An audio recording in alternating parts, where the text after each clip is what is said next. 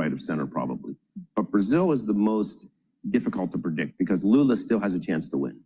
And you're still 15 months away, and he's going to implement a lot of very populist policy between then and now. So we're being a little bit cautious in Brazil. On a pullback, we would add in Brazil, but Argentina, Peru, and others, we're already there. Thinking about going solar, but not sure whether it's worth it for your home?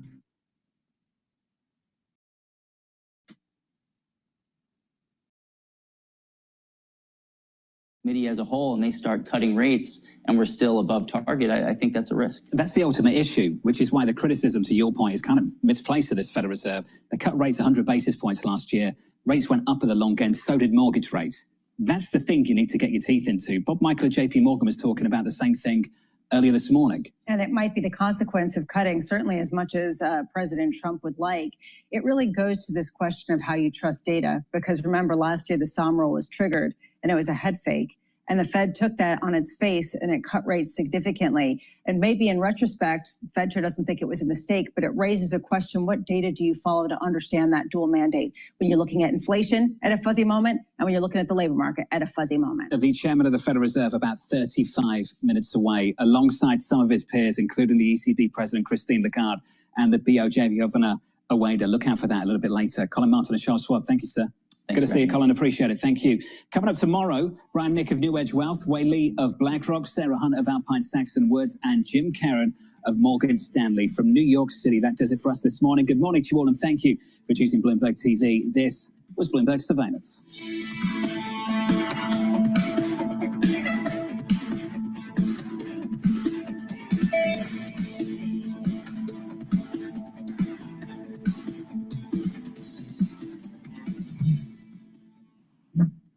Morning, this is Bloomberg Daybreak Europe. I'm Tom McKenzie in London. These are the stories that set your agenda.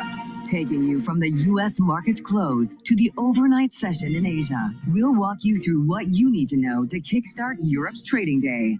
Live from our European headquarters, we bring you the day's top market-moving stories, unmatched expert analysis, and on-the-ground reporting from across the continent. Tune in to Daybreak Europe, only on Bloomberg Television. Context changes everything. There is a nice confluence between the long-term investor and what we're trying to do. We have an operating principle that's in our handbook, take the long view. When we went public, we put a timeline up on the screen for the whole company in an all-hands meeting. And that timeline went from founding to 100 years out. And the IPO was one dot in 1 year on that timeline. And we tried to orient the employees to, this is a wonderful event, this IPO, but it's a moment in time on a very long journey. This is a company that you want to exist in 100 years. We do. Wall Street doesn't think in. No, they think in like hours. Yeah. And what I've learned of Wall Street, and particularly Wall Street investors, when they say they are long-term investors, that means they'll keep your stock for like a month. There has been one instance where I did something that was just for short-term stock, and I felt so bad about it that I don't think I'll do it again. What was that? There was one quarter, a few quarters ago, we were not going to beat the quarter. We were going to probably just hit it. And so far, we beat every quarter. So we were all like, wait, what? Our perfect record. We're like a 4.0 student that is going to get a B for the first time. This is not good. And I decided that for a short period of time, at the end of a lesson in our app, we would show 2 ads instead of 1. Turns out that by itself was good enough to beat the quarter, but it's bad for the product. It's not good. After that, I never doing that again. I'm Alex Rodriguez. And I'm Jason Kelly. And we're back with more episodes of our show, The Deal. The theme of this season, On the Road.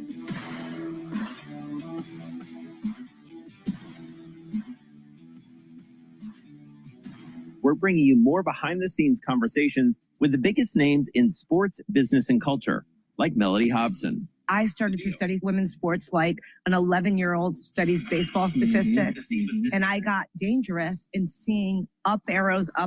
Susie Wolf. When you're competing, you're not thinking about any fear or any worries of what could happen. Josh. Hello, this is DrPaulCottrell, and we are live streaming on Rumble, YouTube, and my website, the-studio-reykjavik.com. Thank you for joining. I greatly appreciate it. Please help support the work that I do. All these videos are for free. You can support the work by going to the website and donating through Stripe, PayPal, or Buy Me a Coffee. You can also be a paid member to my Patreon channel. All these videos are for free. I give you my perspective on what's going on in international affairs, what's going on with the financial markets, even scientific endeavors. So please help support the work. In addition, you can get great products that I have on my store, the-studio-reykjavik.com. Please share the links of the videos. You can follow me on X and on GETTR. The links are in the description of this video. And ask your social media to follow me so I can reach a larger audience. I greatly appreciate it. Some of the great products that I have are ebooks, supplements, even course material on immunology and pulmonology. So take a look at that on my website, the-studio-reykjavik.com. So today we're going to be going over the financial markets. It's almost 9 o'clock New York time on July 1st. I also replay these videos for the ones that can't watch live on the channels. I have 4 channels on YouTube, Brighteon, Bitchute, and Rumble. So please make sure you subscribe to all those. Let's listen into Bloomberg right now. Pre-market, Matt. It's all just one big casino. And casino stocks are higher after monthly gaming revenue in Macau exceeded analyst expectations in June. You can see Las Vegas Sands, Wynn Resorts, and Milco are all rising this morning, especially Milco up 10%, Katie. All right, let's get back to that tax bill because Senate Republican leaders still scrounging for votes to pass President Trump's $3.3 trillion tax bill. Voting started 24 hours ago, and the president is hopeful. Hopefully soon, hopefully today, if we can. Final passing. When I say final, let's take Senate at a time, okay? But I think Senate should be today, and we go over to the House. Joining us now is Bloomberg's Washington correspondent, Tyler Kendall. Katie's here, obviously, as well. So, Tyler, what have they achieved in the past 24 hours? Well, that's actually a pretty interesting question because we have achieved a few different things, including that, for example, senators have voted against a key provision that would have allowed states to regulate artificial intelligence. That's something that big tech companies are likely upset about this morning. But when it comes to actually making a crucial movement towards passing the entire reconciliation package, we're really not making much movement at all. Senate Majority Leader John Thune still does not have the votes, and we're still tracking the same 8 key Republican holdouts. And we should say, broadly speaking, most of these Republicans do agree about those core tenets of this package when it comes to the tax cuts, but they seem to be on very opposite sides when it comes to the spending cuts. And there's a few different key threads that we're watching here in Washington, which could inform how we see the rest of the morning develop. One is pressure from the White House. You heard President Trump there. An administration official does tell us that he has been in constant contact calling lawmakers directly about this bill. And they actually have already deployed Vice President J.D. Vance, who's waiting and ready to cast a tiebreaker vote if it comes to that. He is currently on Capitol Hill talking directly with these lawmakers. And the second is that I would point you to one key amendment that we are still looking out for. This could actually be pivotal to the trajectory that this bill ends up taking. It is an amendment that would have a more lenient timeline for some of those clean energy tax credits that are being phased out when it comes to wind and solar. That might be enough to get a moderate like Senator Lisa Murkowski on board and ultimately this bill over the finish line. I will quickly leave you with, when you asked what they have accomplished, they have actually broken a record, which is the longest ever vote-a-rama with the most amendments. We are currently on amendment number 54, Matt. All right, Tyler, you have a long night, might have a long day ahead of you. That is Bloomberg's Tyler Kendall. Let's also talk a little bit about Tesla because the stock is sputtering after that feud between President Trump and Elon Musk reignited on social media. The president posted that the Tesla CEO gets more subsidies than any human being in history. That post came after Musk bashed Trump's spending bill, threatening to unseat any lawmakers who support that bill if it's the last thing he does on this earth. Joining us now with the latest is Bloomberg Tech co-host Ed Ludlow there. So this has been simmering for a while. You think back to the breakup, if you wanted to call it that, about a month ago. It was over these issues. June 4th, 5th, and 6th. On the subsidies issue, Bloomberg at the time, that first week of June, calculated it's not just subsidies, but subsidies, grants, and other incentives were about 25 billion. The New York Times has subsequently said across all of Elon Inc., but it's predominantly Tesla and SpaceX, it's a number nearer to 40 billion. The main sort of point of tension here is that what we used to call the Trump trade in the context of Tesla, that was a boost to the stock prior to the election in November, and it points in the first half of the year where the president's commentary supported the idea that Musk's close alignment to the stock would support its broader objectives, is kind of reversed. The Trump trade is now very difficult for Tesla. But again, you know, it's a little bit of the president said, Musk said. With the point of the big, beautiful bill you just went through with Tyler, Elon Musk has at least been consistent that he's welcomed scrapping incentives for direct-to-consumer incentives for Tesla because he feels that Tesla's lower cost base makes it more competitive against other American car makers. In terms of this fight, though, it does look like the super genius who started Tesla is being outsmarted by President Trump. He caved in and pulled back his Epstein, which had to be his Trump card, right? His Epstein accusations early, although his stock is still worth, $1 trillion. Yeah, there were essentially three claims from the president this morning outside of the White House, right? The first was he was asked a question by a journalist, would you look at deporting Elon Musk? And the president answered in the affirmative. I would point out that Musk has spoken in interviews over about a 20-year period, but it was also in the 2023 biography by Walter Isaacson that Musk is a US citizen and claimed he took the oath of citizenship in 2002 in Los Angeles County. The president also said he would look at Doge and Doge turning back on Elon Musk and reviewing those federal contracts and subsidies we just discussed. But the kind of core thing here is ideological. Musk has been consistent. He believes that he's worried about the national debt pile and not worried about EV incentives that benefit Tesla.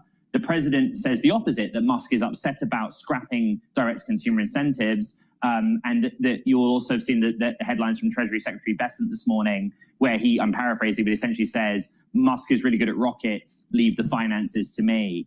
But that is the point of tension that is still there, and as Katie pointed out, has been there for a number of weeks. Did they actually get into a fist fight? That was, reported, or that was a rumor that I saw on social media. Has your reporting uncovered any truth behind that claim? Well, my reporting has very clearly reflected that cabinet members had real problems, not just with Musk on an ideological basis, but just operationally within the wings of the White House, in that he had access to the president and advised him on X and XYZ, and then other cabinet members would have a point of difference with the president. What we did report, if you take the case study of Jared Isaacman and his nomination for NASA administrator being pulled, when Elon Musk left Doge, various White House officials, Sergio Gore is one of the ones we named, that were very anti-Elon, basically moved quickly to say Jared Isaacman is a close ally and confidant of Elon Musk, a historic business partner of his. We don't want him to run NASA. So they moved to convince the president, based on his historic Democratic affiliations, that he should pull the nomination. There are other examples about that. I get that in that example, Sergio Gore is not... you guys see the red head? Sorry, we just broke that while we're on air. Well, I tell just us broke the about story. it, Ed. Yeah, sorry. There's a lot going on this morning. Sources tell us, my colleagues and I, that what has happened in the last 7 days is Musk has gone back into Tesla, and after Omid Afshar was essentially fired, Musk is now overseeing sales. So all of this sales apparatus that had reported into Omid, Elon now has direct oversight. And what sources tell us is the reason that's important is we obviously get sales data this week. Globally, I think it will come in the next couple of days. But Europe's particularly troublesome right now.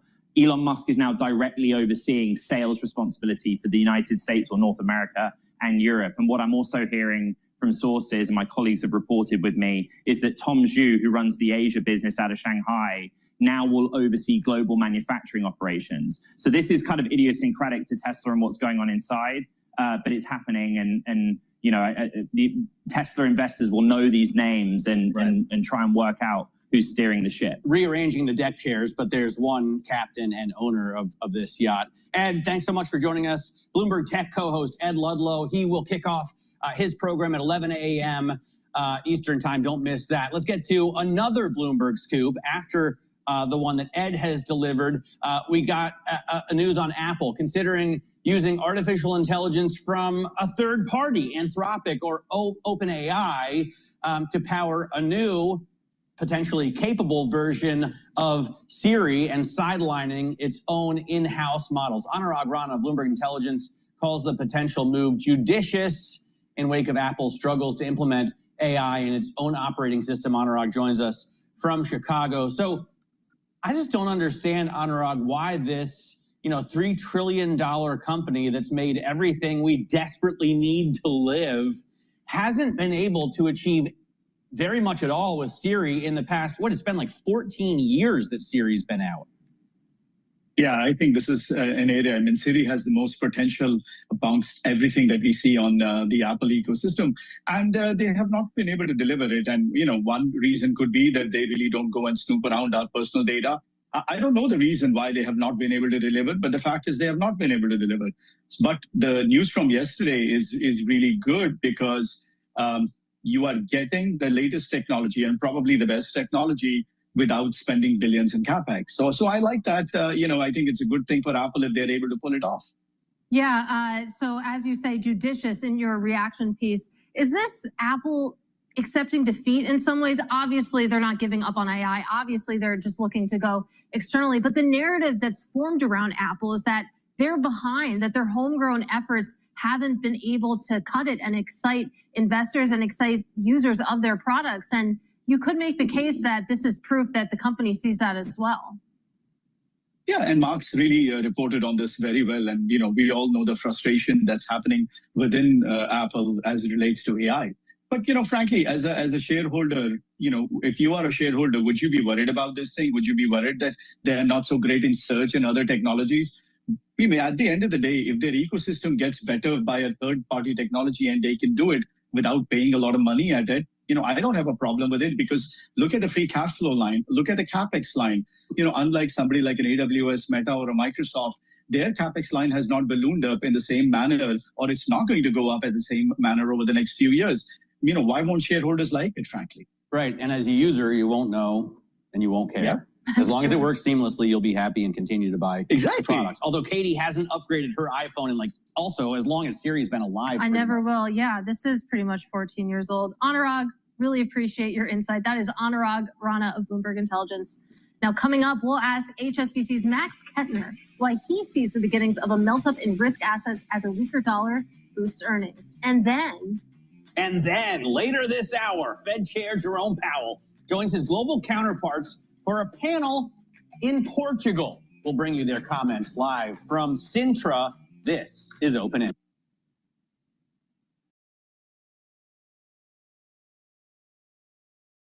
All right, let's listen to Fox News about Mamdani. Again, thank you for joining. The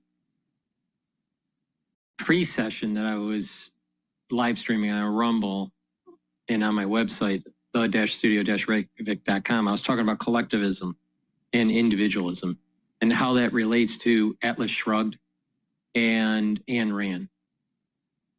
Ayn Rand warned us about Mamdani. When you have a society that is built up because of capitalism and meritocracy, and it starts to falter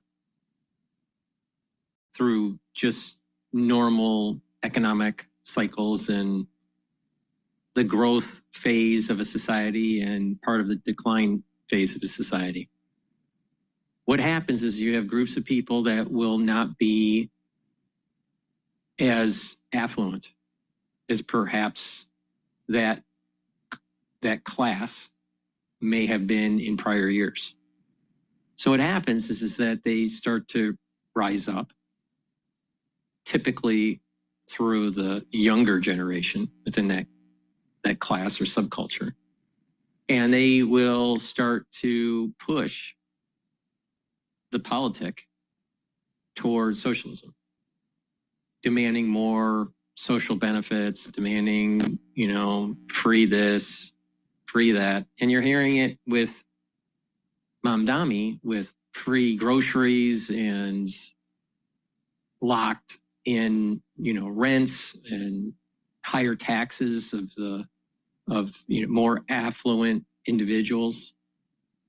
He's targeting individuals that are extremely wealthy, which I do think that there is a huge wealth gap, and that super wealthy individuals, the billionaires, need to be taxed more, even if the tax revenue doesn't really fill the whole of the deficit. That's not the point. You're reducing their power through lobbying. That's the point. But the issue here is when you have a society that can't afford, you're going to have a group of people rising up, and even new politicians coming to the fore to institute these socialistic policies. And this is exactly what Ayn Rand warned us about. This is that when capitalism starts to falter, there seems to be a knee-jerk reaction of the society at large to push politicians to increase the social welfare state. And what happens within that social welfare state is producers, manufacturers start to decline, the quality of goods start to decline, the number of options of a particular product category decline. And what happens is that inflation starts to go up and exacerbates the cost of living. And people just check out. The producers just close their businesses, or the wealthy decide, okay, I'm not going to manufacture anymore because you tax me too much. And so Atlas shrugs, right? Atlas holds the world up. That's capitalism. Well, if the producers, which represents capitalism, decide to not do anything, then who's holding up the world? What makes the world turn? And this is the very point on what Ayn Rand was warning everybody about. She warned us decades ago about Mamdani. She warned us decades ago of the decoupling of labor and capital. She didn't really know about AI. She knew a lot about Russia. She knew about communism. She wanted to warn people in the United States when she immigrated legally to the United States that you have to worry about these sorts of things. When a society starts to falter, you're going to have a big part of the society pushing for socialism, not realizing that in the short term, it may help a little bit, but then it starts to accelerate the decline of the society. So if someone is having problems being able to afford food, and food is free for a little while, then at a very small moment in time, things seem to be better. But then all of a sudden, optionality of the food goes down, the quality of the food goes down. And eventually, the society gets taxed more and more and more, and less producers are out there. So Atlas shrugs, and there's nothing left. That's what Mamdani represents. He's a communist, social democrat, or whatever he calls himself. But the reality of the situation is that you have schools, even elite institutions, promoting this socialism and communism. That doesn't mean that everybody is there. I was at an event within the Harvard community, all right? And I was listening to one of the lawyers that's actually suing Trump, all right, at the event. And he's a professor at the law school, HLS, at the Harvard Law School. And he is really smooth with his talk. He articulates really well. He can command the room. He has a very strong presence. All right. But the thing is that he is part of the problem at Harvard. He's a faculty that represents not capitalism, but socialism. Now he's not, I don't think he is a super left wing faculty member, but he's definitely left of center. And the problem is that he's left of center and he articulates his words really well in a large group, to try to convince people, very educated people, that this is the way to go, right? Now, his stance with Trump, this law professor, his stance with Trump is that Trump is authoritarian. But he made the statement that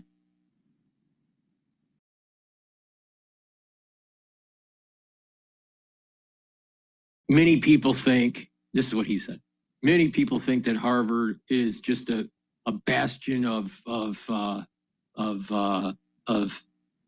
super, communists and Marxists and all this.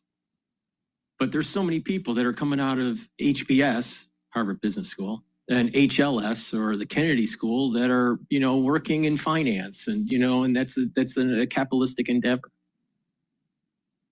And I'm like going, there are many people that come out of Harvard.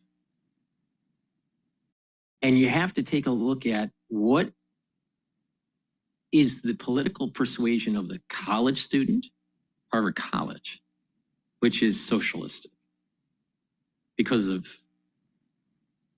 the faculty, and they've been primed even before getting in to be a socialist. And then the graduate students, and there's many different types of graduate students. There's the hard sciences, there's the business, there's the law, graduate students, all right? So if you just think that you're just gonna think that HBS students are socialists, well, no, you're missing the point. Here's a classic example. Wu, double Harvard, Harvard College and Harvard Law, but Wu, Mayor Wu in Boston is a super socialist. All right. I think she was a business major. She didn't work at, she's not, she represents a socialistic mentality. All right. So he was using the comparisons thinking that, well, it's everyone, that's not the point. Not everyone is at Harvard is a Marxist or a socialist. But there's a very small percentage that are conservative. All right. In the business world, it's about pragmatism. And as long as you can close the deal or get the job or, build your business, you will sway slightly with the wind. You won't go against the grain. All right. So they don't really have a conviction. The ones that are coming from other parts of the university, maybe even the Kennedy School because it's politics, or law school, or even the college. That's when you're a little bit more hardcore with the socialism in this collectivism that Ayn Rand warned us about. So I think his sample saying that Marxism isn't an issue or socialism isn't an issue on campus, I think his sample size was a little too small and selective to try to prove a point that it's not that big of a problem, but yet it is. It is a problem. But it's not just at the university, Harvard University. It's at many universities in the United States. And what's happening is the younger generation can't get a good job. Their entry-level jobs are going away because of AI. So this is what I call the decoupling of capital and labor and what happens. So you have there's a disconnect of younger people being able to contribute to society the way they thought they would if they worked hard. They'd get a degree, they'd be able to get a job. Well, they're finding out that even if they do get a job, they're very, very lucky, but it doesn't pay the bills. And so they have this discontent, and there's anger there. And they've already been primed in the college level and even before college of these socialistic tendencies.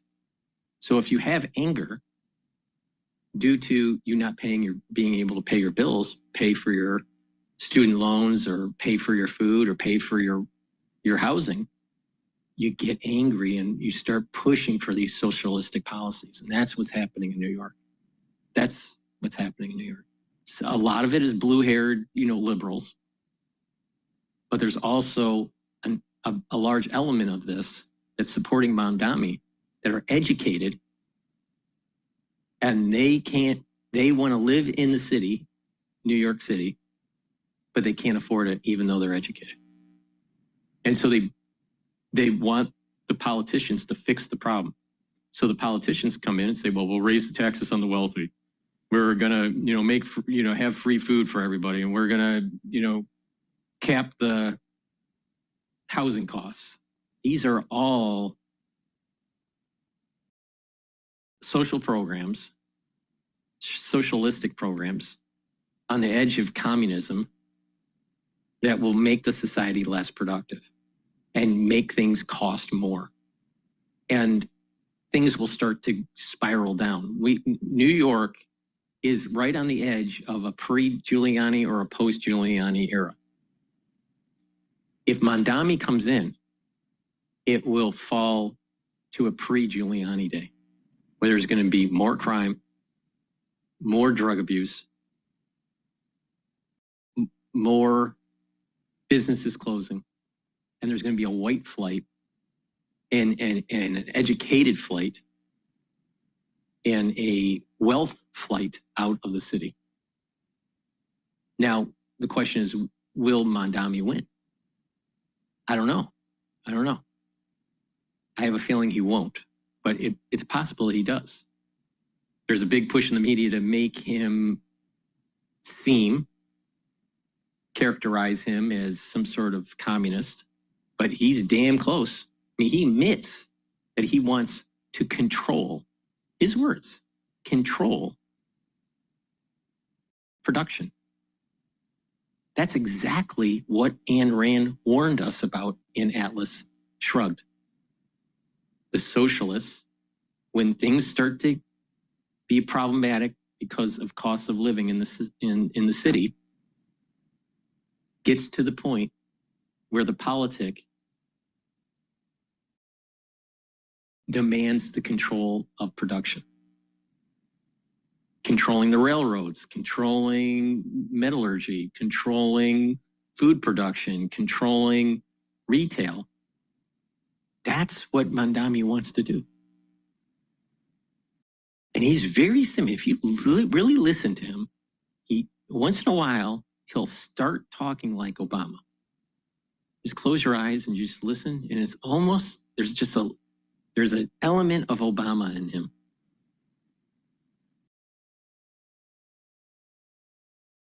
Smooth talking. These socialists are smooth talking. Very convincing, especially for a part of society that's very angry and concerned and worried about their financial well-being. And it's going to get worse with AI. Artificial intelligence is going to make this issue worse. Why? Because there's a decoupling of labor and capital. When you have a decoupling of labor and capital, what do people do? They're not employed. What do people do? Oh, just go use, universal income. That's a short fix, but all of a sudden the society starts to become less and less productive. What do people do? It's a very big problem.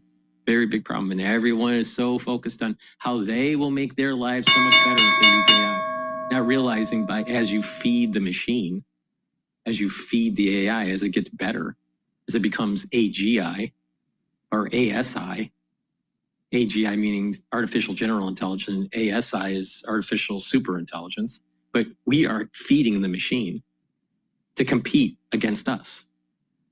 Oh, you can be so much productive at work until they lay you off. You got to pay attention to what's going on. Ayn Rand warned us. See, some books that are really important to pay attention to are those ones that warned us about the creeping of socialism, the creeping of totalitarianism. Now, this professor at Harvard from the law school, he was so focused on tyranny by Trump, an authoritative, Trump administration, totalitarianism. He was worried about that. But the reality is that it's the socialists, as they gain more power and destroy production, destroy capitalism, is going to actually usher in authoritarianism, totalitarianism. I think Ayn Rand was right.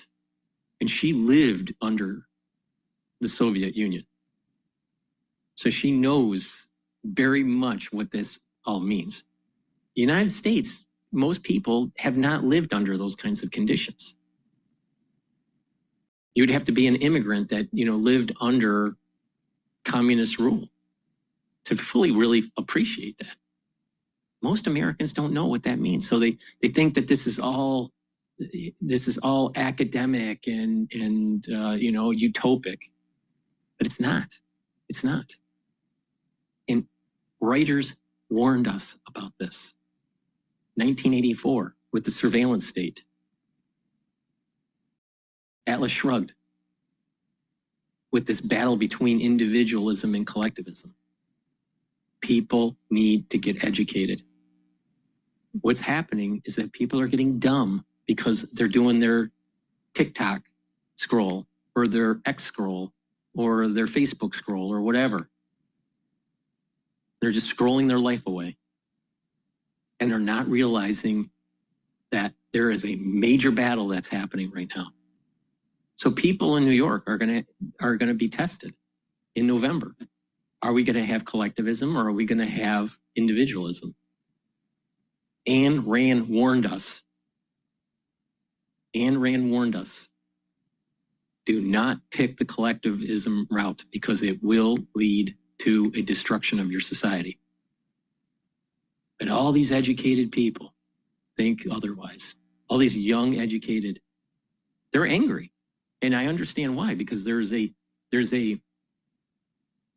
gap, the wealth gap between the middle class and the upper middle class or even the super wealthy is very large, very large.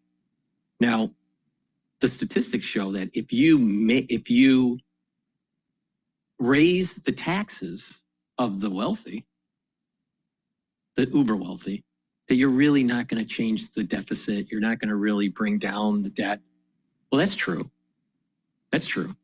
But what you're doing is you're reducing their power because it's the power that they have is through the money.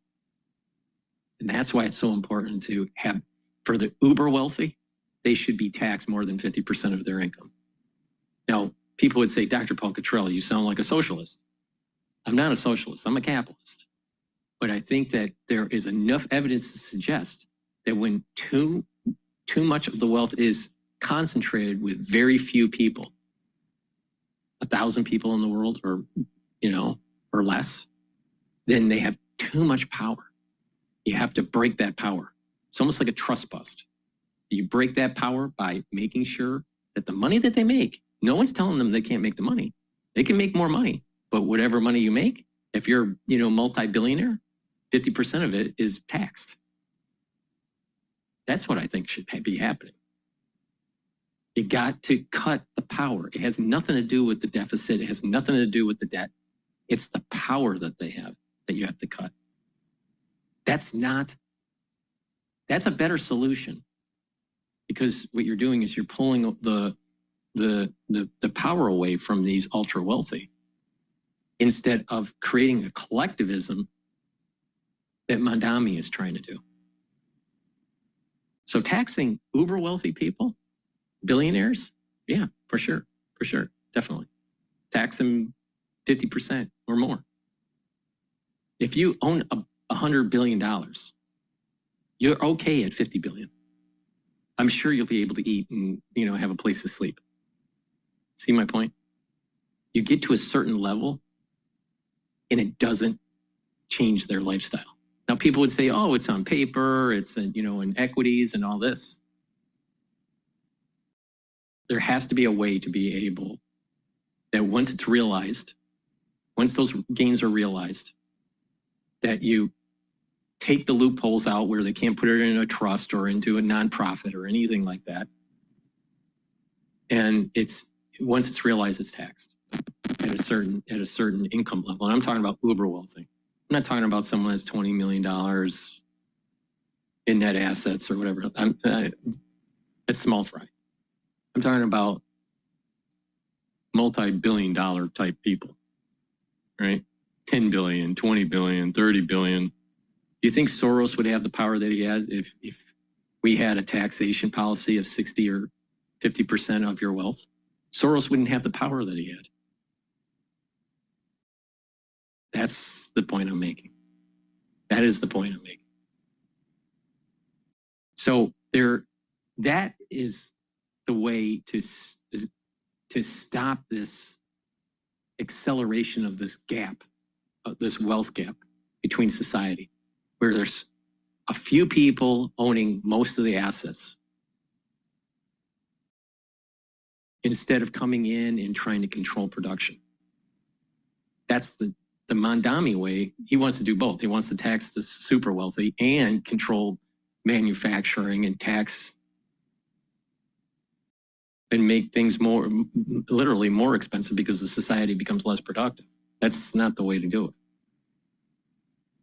But there is definitely people that are angry and that are voting on this socialistic platform that Mamdani has created under the umbrella of a Democrat. They're scared. These people that are voting for Mamdani, they're scared that they can't afford groceries, they can't afford housing. They're worried about their job or getting a job, and they're educated. Now, some people would say, oh, maybe they shouldn't have gotten a humanities degree. We're talking about people that don't have a humanities degree. We're talking about people that, have a business degree, or, let's say in accounting, or let's say even in computer programming. All right. But they have socialistic tendencies and they're living in the city, and they're having a hard time getting an entry-level job because they just graduated. That's the type of person that we're talking about here. Or someone that is working, let's say 3, 4, 5 years into their career, and is struggling because the cost of living is too high. These people are scared. They don't know what to do. They're asking for help, and no one's helping them. Until someone that's smooth talking, like Obama or Mamdani, comes in and pushes socialism. But we have to make capitalism robust. That's the solution. That's what Ayn Rand was saying. You have to make capitalism robust and make sure there's opportunities. Now, I don't know what she would have thought about the idea of taxing the super wealthy at a very high tax rate, because when she started writing these things, we had a higher tax rate on individuals that were wealthy. And the problem that we have today is that because of the managerial class and stock options with their pay package, these people are getting wealthy like at a much faster rate than in historical times. So the managerial class is part of this. This is, for example, the managerial class. Tim Cook. Tim Cook's part of the managerial class. He wasn't a founder of Apple, but he's making a lot of money. He's not making a lot of money. He is part of the managerial class that has gained so much because of stock options. There needs to be ways to have the society tax these types of individuals at a very high rate to try to equalize some of this disparity. Because if you get lots of these individuals accreting a lot of the assets of the society, then they have much more power on K Street for lobbying. And the average citizen does not. And again, AI is going to change things in such profound ways. When it comes to the decoupling of capital and labor, we fully do not understand what it means. There's no real economic model to fully understand what's going to happen. One side of the spectrum, people think, oh, things are going to be so much better in terms of opportunities. The society will produce things faster and more efficient, and there's going to be lots of jobs. There's going to be creative destruction, and don't worry about it. And there's another side of the spectrum that's saying it's going to be a dystopia, and that you're going to have more of this collectivism, and the society isn't as robust. And who buys the stuff that AI makes if no one is employed? So no one understands that. There's no real economic theory.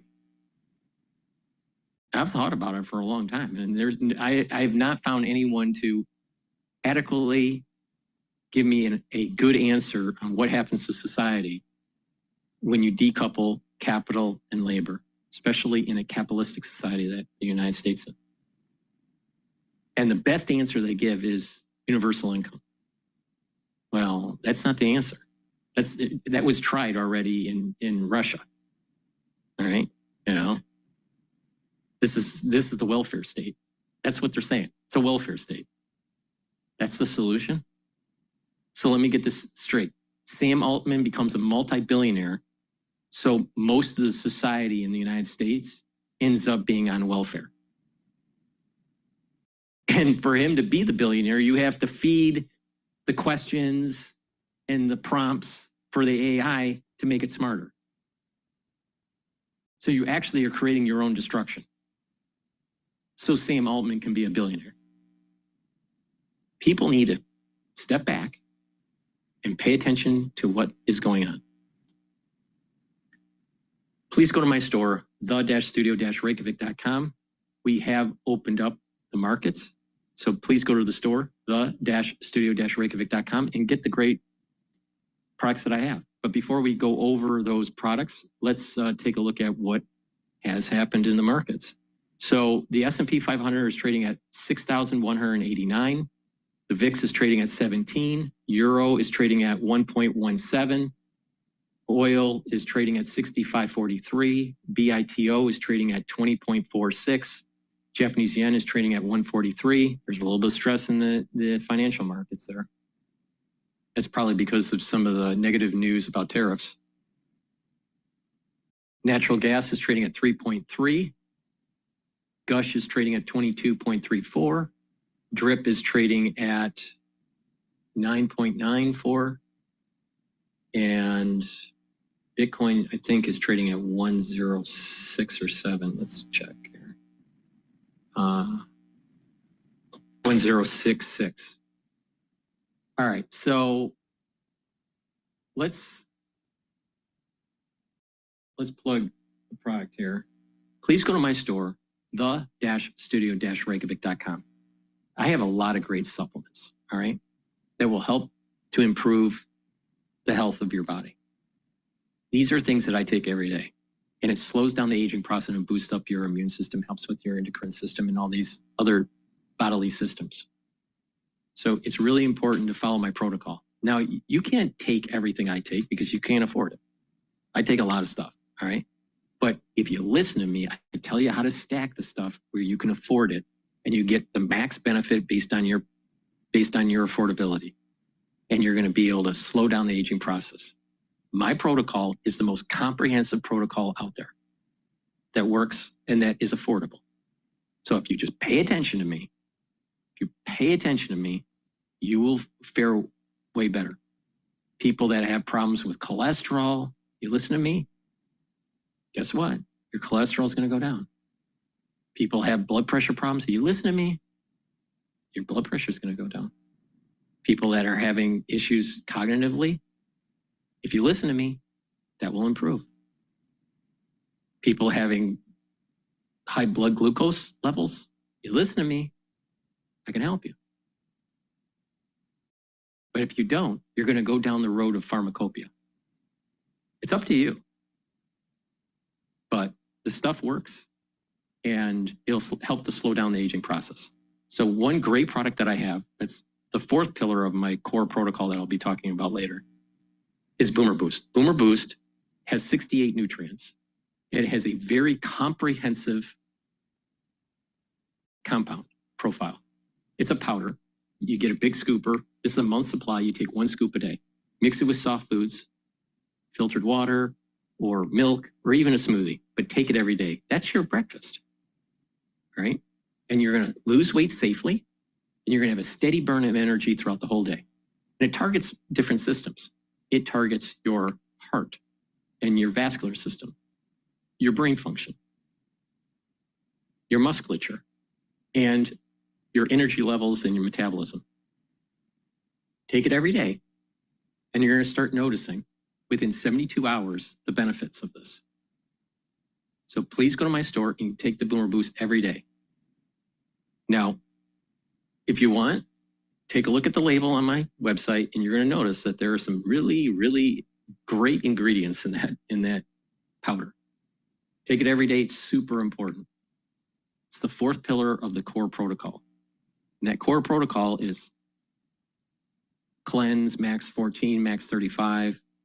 That's helping to boost up your immune system. C60 soaks up free radicals. Turmeric, ashwagandha, and lignans boosts up that immune system, helps with your vascular system. And then Boomer Boost boosts up those energy levels and revs up that metabolism. If you listen to what I just said, you're helping your immune system, you're soaking up free radicals, you're helping with your vascular system, your immune system, and revving up your metabolism. These are targeting all things that are age related. When you start to grow older, you start to have more free radicals. When you start to get older, your immune system goes down. When you start to get older, you have less energy. When you start to get older, your arteries start to clog up. If you follow that protocol, you are targeting those systems that are going to help you to slow down the aging process. So please go to my store, the-studio-reykjavik.com. All right? Now, let's listen in to Powell's talk at the ECB forum. This is live on Bloomberg. Many of us do feel it will be appropriate in the remaining 4 meetings of the year to begin to reduce rates again. Madame Lagarde, the euro has also surged about 12% against the dollar so far this year. Are you concerned that its strength runs counter to your efforts to also loosen financial conditions? I'm not going to comment on the exchange rate. We take it into account for purposes of our projections. Obviously, it has an impact, but it's a reflection of the market conditions and assessment. It's also a reflection of the strength of our economy. But there has been a clear appreciation relative to the dollar, and depending on how you look at it, it's either a depreciation of the dollar or an appreciation of the euros. And there might be a bit of both in that particular case. We're also looking at the movement, the flow of capitals and the attractiveness of euro-denominated assets, which is also an interesting phenomenon that we've observed lately. DrPaul, is it fair to say, I know, nothing is guaranteed, number one, we all know this. Barring a real surprise, is July just too soon to seriously even consider a rate cut? Yeah, I really can't say. It's going to depend on the data, and we are going meeting by meeting.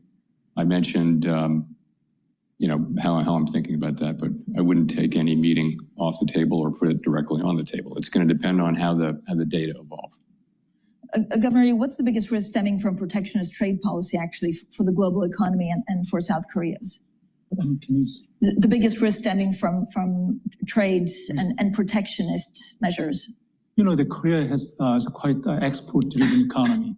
So whatever the global fragmentation is a serious impact. Not only direct impacts through the U.S. tariff, but also indirect impacts through China, Mexico, Canada. And we easily can, it really depends on what's going to happen on July 9th. We are actually waiting for the result, but we don't know what's going to happen. But for example, like if the tariff goes back to 26% retaliatory tariff that was announced in April 2nd, and then also with a lot of sectoral tariff which affect our economy, aluminum, steel, and cars, we can easily say that it has impact larger than close to 1% in our GDP growth rate. And depending on how long it lasts, I think we have to adjust to the new supply chain. So the impact will be larger. So, but I hope that scenario won't come. What is the most concern for the Bank of Korea? Is it a stalling South Korea exports, slowdown in global trade, or a downturn in the U.S. economy? It's all linked, right? It's all linked, right? So it's a global economy slowdown. And one thing, I mentioned some negative sides only, but one positive side, I don't know if it's positive or not, but Korean companies has been preparing for the supply diversification long time ago before the tariff, U.S. tariffs start to, because we have some issues with China, and then also Chinese industry has become very competitive. So we had to relocate our, production site from China to elsewhere. So relatively speaking, we are well prepared. And second, still good thing is that we have some strong industries such as semiconductor, which benefit from the AI technology development. So I hope that we can manage it. But on the other hand, given just we look at the sheer size of the export dependence, we will be significantly affected. Governor Bailey, do you think interest rates will be closer to 3 or 4% at the end of the easing cycle, given all of the inflation and trade dynamics? That's a subtle way into the R-style question, actually, I would detect. So look, I'm fairly cautious about the whole discussion of the level of R-star and therefore sort of where rates are going to reach in the cycle. There is huge uncertainty around it. What I think is important and what we spend our time looking at is how restrictive is policy, both now and going forwards. And our staff do a huge amount of work on that front to judge the restrictiveness of policy in the current context. And how it's how restrictive it's going to be looking forwards if you project forward with the market curve. And the assessment we've got at the moment is that policy remains restrictive. It will continue to be restrictive. The level of restrictiveness will come down over time, which is what I would expect. So I would expect that level of restrictiveness to come down to a point where it goes more neutral. But I think you have to judge that in context. Just to give you an example of that in the UK economy, the level of household and corporate debt in the UK economy is actually lower than we would have expected it to be, but based on past experience. So again, that feeds through into just how restrictive policy is at a given interest rate. It's somewhat less restrictive probably than it would have been historically. Could I ask all of you actually thoughts on the neutral rates? Chair Powell. Thoughts on the neutral rate? I think, there are countless empirical and theoretical ways to derive it. At the end of the day, I think I like to look at the economy and ask whether our policy stance is having the effects we expect and want on the economy. And to me, I would say we're somewhere probably modestly restrictive at this level. And by some formulations, we're more restrictive than that. But if you look at the economy, growth has been solid. The labor market is solid and still at historically low levels of unemployment. It's not an economy that feels like it's suffering from very tight monetary policy, but I would say that policy is still restrictive. President Lagarde? I would say that it's a nice concept. It's interesting, and many of the terribly talented and brilliant economists in this room actually are delighted with discussion about the neutral rate. But honestly, as we're getting, closer to target and to where we should be, or are where we should be, I don't want to pass judgment on that. I think that discussion becomes less relevant. I think what our staff at the ECB measures is leads us to believe that it is higher than where it was before the great financial crisis, but it's relatively low as well, compared, for instance, with what the US neutral rate is at the moment. But it's, in a way, it's a bit of an illusion to discuss that at the moment, because the neutral rate is normally defined in a world where there is no shock, where you have perfect equilibrium. Now, are we in a world with no shocks at the moment? I don't think so. So it's nice to have as a concept, nice to elaborate on it, nice to do research on it, but to use it at the moment where we are as a guiding principle to where we should be, I don't think is. All right, let me give you my take on the market right now. The S&P 500 is at 6,198, and the VIX is at 16.98. So good number there. What I'm a little concerned at is that the yen is trading at 143. Anything at 143 as it's approaching 140, that's a sign that there's a little bit of turbulence in the international markets. So we have two positive indications that the market is risk-taking, and then one indication that there's some stress in the international market. That's based on the yen. And the euro really climbed. It's now at 1.18. It's probably tied to the tax bill, assuming that it may be adding to the deficit, and that's weakening the dollar. So I think that's what's really going on there. All right, so the oil is trading at 65.38. So let's talk about the equity market here. The equity market, again, is trading at 6,197 for the S&P 500 with a low VIX. Right, so the next resistance level is going to be 6,250. The resistance level, the support level is 6,000. So 6,000 support level, resistance level 6,250. I think that the S&P 500 by year end is going to be close to 7,000, around 6,850. Maybe even more than 7,000. But we have to get there. That's 6 months away, right? Like I said, that it happened a little bit earlier than I thought. I said that in July, we would have an all-time high on the S&P 500. It actually happened 2 days, it happened yesterday and Friday. So it happened 2 days earlier than I thought. But I told you that in July that the S&P 500 was going to be an all-time high. Back when the tariffs were announced and the market sold off, all these people were saying on the internet, like Alex Jones, Mike Adams, a lot of these people were saying the market's, in free fall, equities are going down, the treasury's going down, the dollar's going down, everyone's moving away, buy gold. And I said, hold off, don't bet against America. Everything is going to be fine. Just take my lead, listen to me every day, and you'd make money. And I did that almost every business day from the time that Trump announced the tariffs. I told you how to trade the market. And if you paid attention to me, you would have made, in your new deployed capital, you would have made a very handsome return. All right? So pay attention to someone that actually has done it for a living, right? Actually has been on a trading floor. All right, so really, pay attention.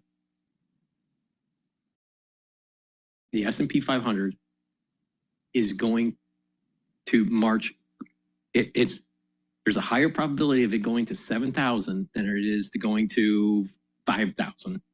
All right, so just stay with me on this. All right, so resistance level, currently resistance level at 6,250. It's probably going to bounce off of that a little bit and then retest, right? But we're not that far away. We're at 6,194. Again, that tax policy bill If it gets passed, that's going to be an accelerant where it's going to blow past that 6,250 and get closer to 6,500. And then if we get a little bit of stabilization with the tariffs, you know, there's a little bit of negative news coming out with the tariffs right now. But if some, you know, really positive news comes out, there'll be an additional accelerant that will let the market continue to go up. If we have less inflation and the job market is actually a little bit soft, the Federal Reserve is going to lower rates. And when that happens, more accelerant for the S&P 500. This is why I keep on saying that if these stars aligned, tax policy, inflation stays down, and positive news on tariffs, and the Fed starts to lower rates, then it's going to be more accelerant. Now, question is, will the Fed lower rates this year or next year? I'm starting to think that they're going to stay steady throughout this year. I don't think I don't think the job market's going to soften enough to convince them to lower rates, but we have to see. But I think we're going to see something very close, if not past 7,000 for the S&P 500 by year end. Now, oil is trading at 65.45. All right. Now, before the Israeli attack with Iran and, you know, us bombing Iran too, oil was trading just below 65. It was trading in a range around 61 to about 64 handle. Then it jumped up and went all the way up for WTI to like 78. People were thinking it was going to go above 85 or maybe 100 and all this stuff, right? And I shorted. I kept on shorting it. So I made money on that by shorting oil. I'm out of oil position. I'm actually in natural gas right now. So, but oil has been hovering at 85 ever since. So the question is 85 a support level or is 85 a resistance level? We don't know. It's just kind of waiting there. Now, one way to play it is to do a straddle position. Another way is just to wait it out, which is what I'm doing, to see if it drops below 85 and starts to go back to 63. I think fair value right now is around 63 to 85 handles. And then you trade that range.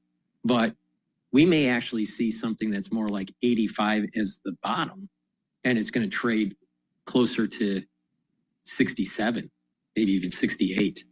So the question is it 63 to 85 or 85 to 68? We don't know. When you look at the fundamental analysis, there's an argument that 85, it should be above 85.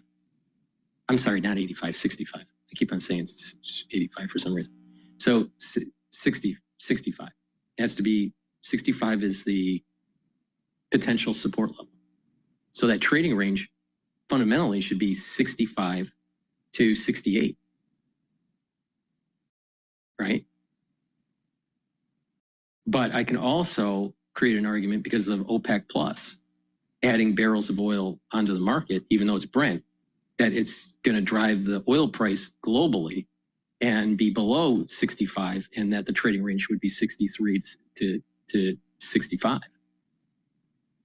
So which one is it? And I've been waiting it out to see if 65 breaks on the upside or the downside. If it breaks on the downside, you buy. If it breaks on the upside, then you might want to wait until it gets to about 67, 68 and then short it. Or if it breaks just, to 66, then you may want to long it to about 68 and then sell it. Depends on how you want to trade it. But I'm just not confident of what is 65 a support level or a resistance level. I think a lot of oil traders are waiting this out. It's just been hovering there. It's very similar to what's happening with Bitcoin, with it hovering at 107. So with that, what are the resistance levels at this moment in time? Resistance level 68.50, support or resistance level at 65, and another support level at 63.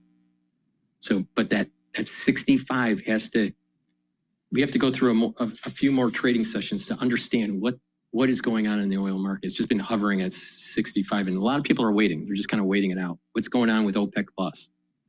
What's going on with inventories worldwide? What's going on with inventories in the United States? Supposedly inventories are actually low. So there's a case to be made to long oil right now. But I think it's better to just wait it, be patient, and just wait it out. That's my take on oil. Now with natural gas, that's trading at 3.3. It's trading a little lower than normal in the lower range. You know, that range is like 3.3 to 3.8.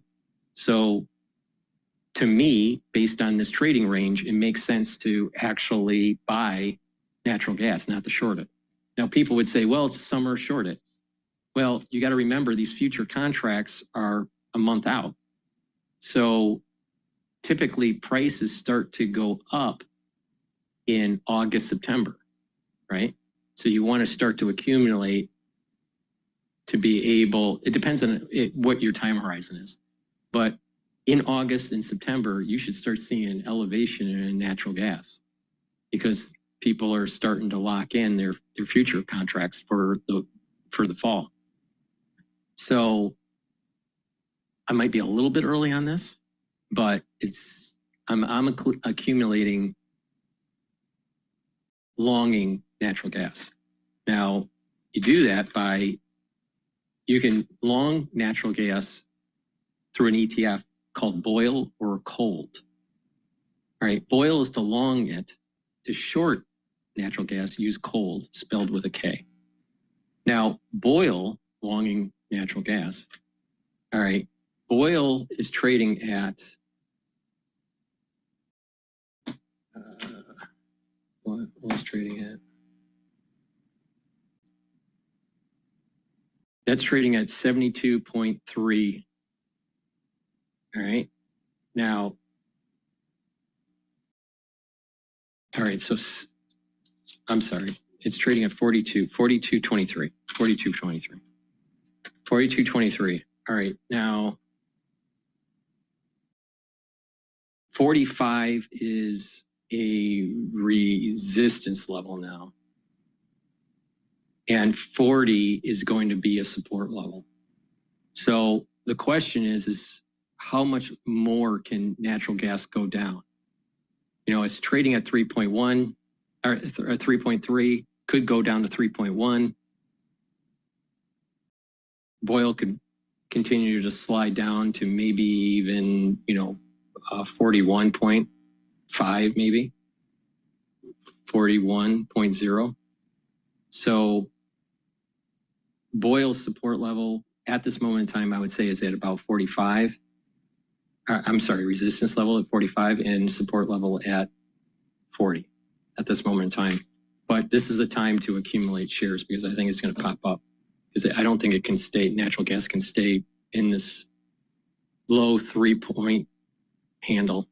And I think it's going to pop back up to about 3.5, 3.6 for natural gas. All right.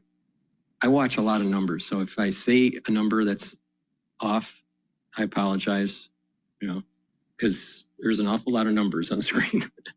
So that's my take on natural gas. I think it's time to long it. Even though natural gas, because of the summer, the demand becomes less, all right, if the weather permits. But then right when the fall starts to pop up, then natural gas normally starts to climb up. We'll see. We'll see what happens. But you just have to be patient. That's the whole idea. Just like with the oil, I had to be patient while they were bombing Iran. I had to be patient as oil was climbing, I was shorting.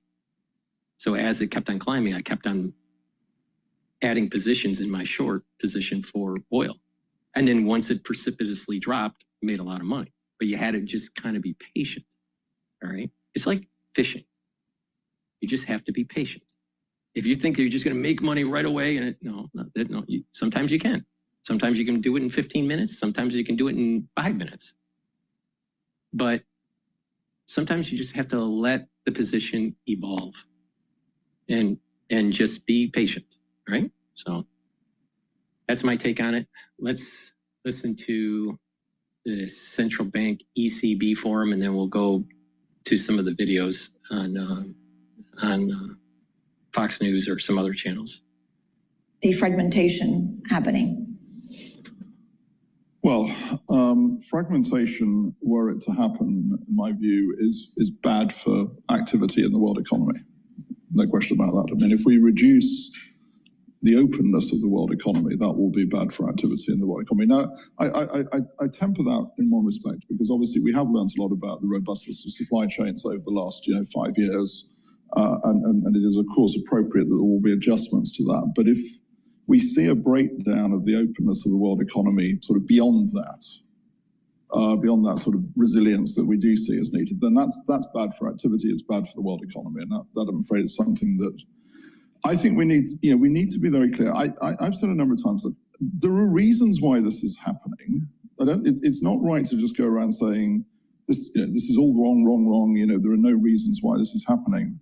What I think is very important is that we get back to a governance of the world economy where we can address these issues in the appropriate multilateral fora, and get to the question of what lies behind these issues, what's at the root of these issues, what exactly are the issues, and what do we do about them. And I can't emphasize this enough, that I think it's an obligation for all of us who are obviously very heavily involved in the governance of the world economy. We've all got very big responsibilities, to say that is our duty, to get back and to the process of saying, what's caused this and what do we do about it, and what do we deduce are the underlying issues and how do we address them? Because otherwise, say fragmenting the world economy is a bad outcome.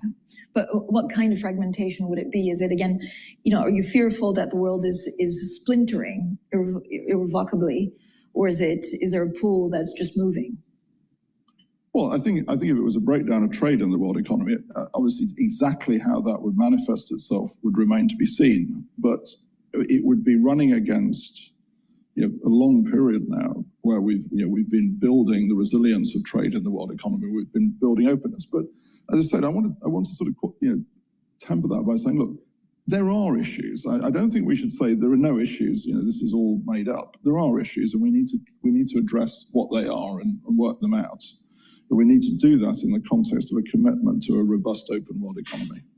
Governor Riaz, as the only governor here representing a non-reserve currency country, how concerned are you about fragmentation of the global financial system and the risk at the end of the day that the US may be less willing to provide dollar liquidity in a future financial shock? No. I think I mentioned that we are quite vulnerable to the fragmentation, but in reality, as a small country, it's a pity that we can raise our voice, but in reality, we cannot change the course. So we have to probably take it as an environment and to adapt it. What matters is we talk about economic fragmentation, but for a country like us, the most serious issue is combined with security. And for that issue, let me stop here because I don't want to go further. But as for the dollar liquidity support, as demonstrated during the global financial crisis and pandemic period, the standing dollar swap lines with 5 international financial centers and the 9 ad hoc temporary swap lines for the 9 non-reserve currencies. That was crucial in restoring the stability in the global world.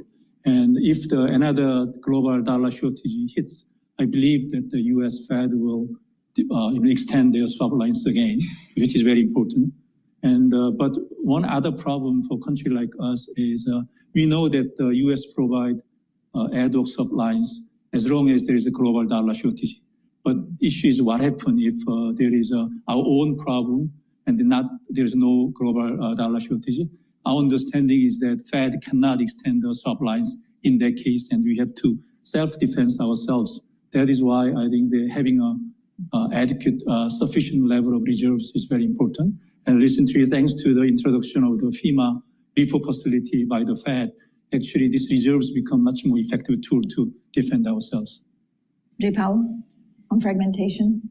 Well, I guess I'll just agree with what Chang Yang said, which is or point out that nothing has changed relative to our swap lines. We still have the same authorities, and we're still prepared to use them in situations where it's within our legal authorities and where we think it makes sense. So that is, we're aware that that's a big contribution that we. Now think about all those people that say go to Europe for investing, or China, and now you're having forums saying, well, if things start to break apart, they need a bailout from the Federal Reserve from the United States. Other countries need a bailout from the United States if things start to fall apart. Does that sound like a safe investment to go into emerging markets? Does that sound like a safe investment to go to Europe? Does that sound like a safe investment to invest in the BRICS? Really?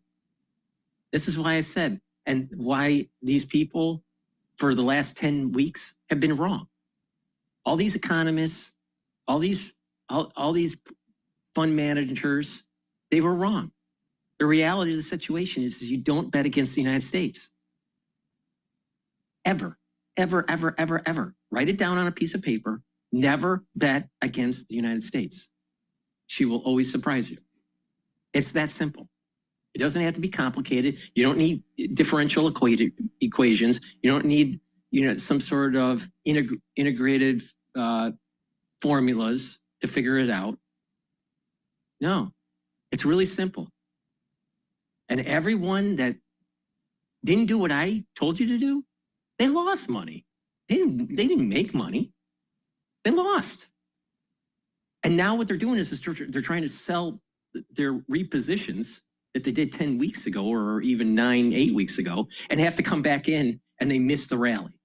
They just missed it. So now it's like afraid of missing out. So it's more, FOMO, afraid of missing out, right? So everyone's FOMO now for the S&P 500. But if you listened to me 10 weeks ago, guess what? You would have been fine. You would have been fine. And now you have an economic forum. You have a ECB forum talking about, we're a little bit worried about defragmentation, and that if things start to slide in other countries, that the Federal Reserve may not bail us out. They may not provide those swap lines that we need dollars, because they'll need the dollars to buy the treasuries to go to a safe haven, because it's the risk-free rate. But you listen to all of those people that were experts. They said, go buy gold and hide it under your bed. Yeah, they didn't do so well, did it? Fucking clowns. Clowns. There's a lot of clowns out there. A lot of clowns out there. All right. Please go to my store, the-studio-reykjavik.com. I told you how to look at the equity market, the oil market, and the natural gas market. All right. Right now, the natural gas is trading at 3.299. Please go to my store, the-studio-reykjavik.com, and take the supplements that I take to slow down the aging process and to get healthy. All right. Boost up that immune system. Now, let's talk about the first pillar of the protocol. You can take Max 14, Max 35, or Cleanse. Cleanse I have in stock. Take a teaspoon a day. This is a 30 parts per million. Take a teaspoon a day, swish it in your mouth, gargle, about 20 seconds, 30 seconds. And what that's going to do is it's going to help with the mucosal lining, help the health of the epithelial lining of your oral cavity and your oral pharynx. By doing that, it's going to boost up your immune system. So just swish it in your mouth, gargle, 20 seconds or so, and swallow it. Do it once a day. If you're not feeling well, or people around you aren't feeling well, take a tablespoon or two a day until you start feeling better, and then go back to your maintenance dose. It's a great way to use as a prophylactic, all right, to boost up that immune system. So please go to my store, the-studio-reykjavik.com, and get the cleanse. Also, get the great soaps that I have. I have charcoal tea tree, lemongrass, lavender, and also peppermint. These are structural nano silver soaps, very high quality. These are soaps that I use. Get a few bars for your household to help support the work I do. All this that I'm telling you is for free. But I want you to get these products because it's going to help your health and wellness. So get a few bars for your household. Use discount 5. You get $5 off any order. If you spend $150 or more, you do get a free gift until supplies last. So please go to my store, the-studio-reykjavik.com. And then another thing that's really important for your health is vitamin C and magnesium. It's a dual purpose product. It's going to help with your skin. Vitamin C helps with skin. Vitamin C and magnesium helps with your immune system. And magnesium also helps with your brain function. So please go to my store, the-studio-reykjavik.com, and get the vitamin C with magnesium. Boost up that immune system. Use discount 5. You get $5 off any order. And if you spend $150 or more, you get a free gift until supplies last. Please go to my store, the-studio-reykjavik.com.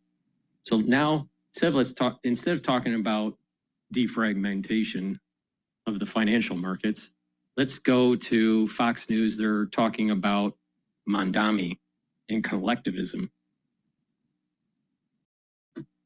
Hello, my name is Adam Ferrari, the Chief Executive Officer of Phoenix Energy. I look forward to you joining us at our next investor webinar.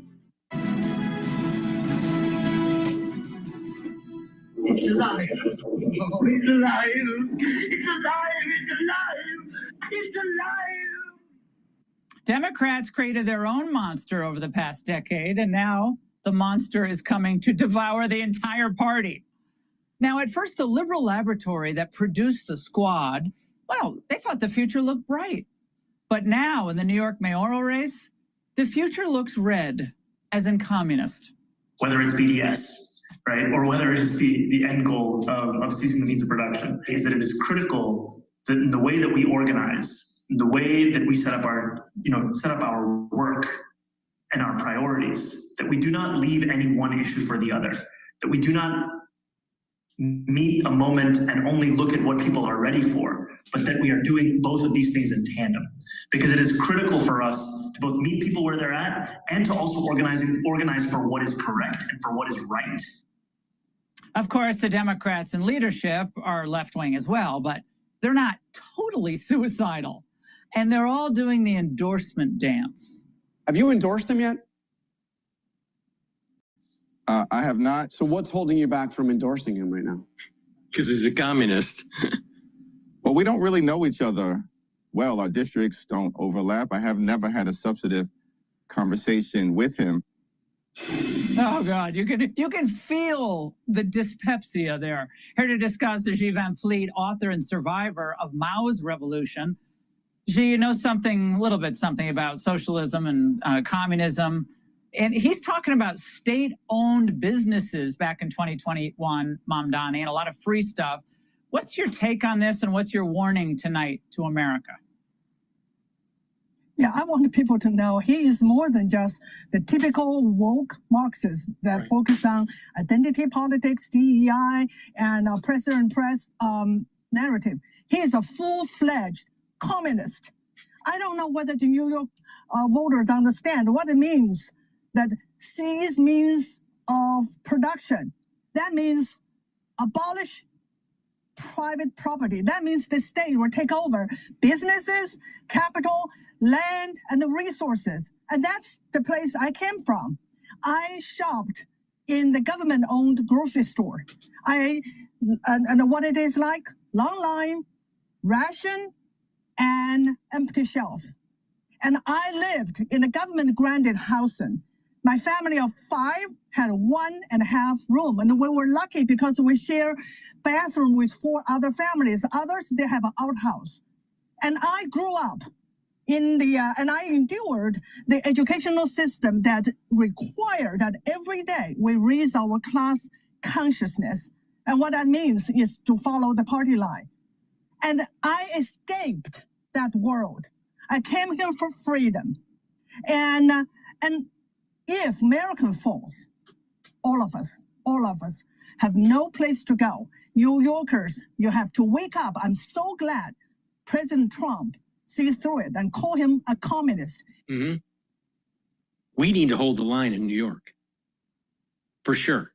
Because if this happens in New York, it's going to start launching a communist wave across the United States. New York needs to hold the line. It needs to push back. It needs to push back communism. It needs to push back socialism and bring back that laissez-faire capitalism with a twist. Like I said, the ultra wealthy, the billionaires, almost trillionaires, they need to be taxed a little bit higher, like by a lot, you know? So, but the thing is that we need to promote small business. We need to promote capitalism. We need to promote low taxes. We need to promote freedom of ideas. We need to promote individualism, not collectivism. You know, that whole idea of the Pride, you know, Pride Month and all that, that's a collectivism that's taking place. To prove my point, the acronym that they have, LGBTQ, blah, blah, they keep on adding in letters to the acronym. That's a collectivism, all right? But the big point here is that we need to learn from Ayn Rand and people that actually lived recently in communism, either in the Soviet Union, like Ayn Rand did, or this woman under the CCP. We need to push back. New York needs to hold the line. Who's John Galt? Who's John Galt? People need to rise up and say, who's John Galt?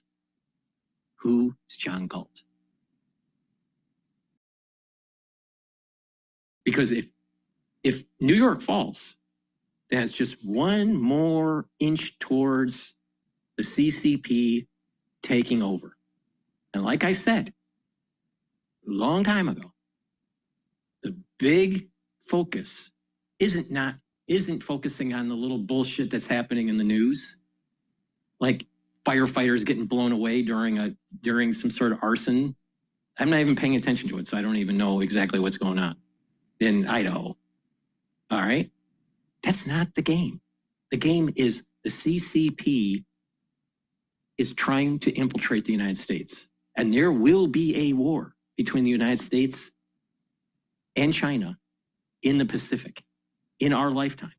It's going to happen. Now the question is, do we have the fortitude to win and to maintain our Western lifestyle? Or are we going to usher in communism? Because if we fail, if we lose, the flag falls, and what you're going to see is a groundswell of individuals that will be wanting a welfare state. They're going to want collectivism. We got to push back. We got to push back. Don't bet against America. But there's those moments in time you have to hold the line and win at all costs. You got to win, hold the line. He is a communist.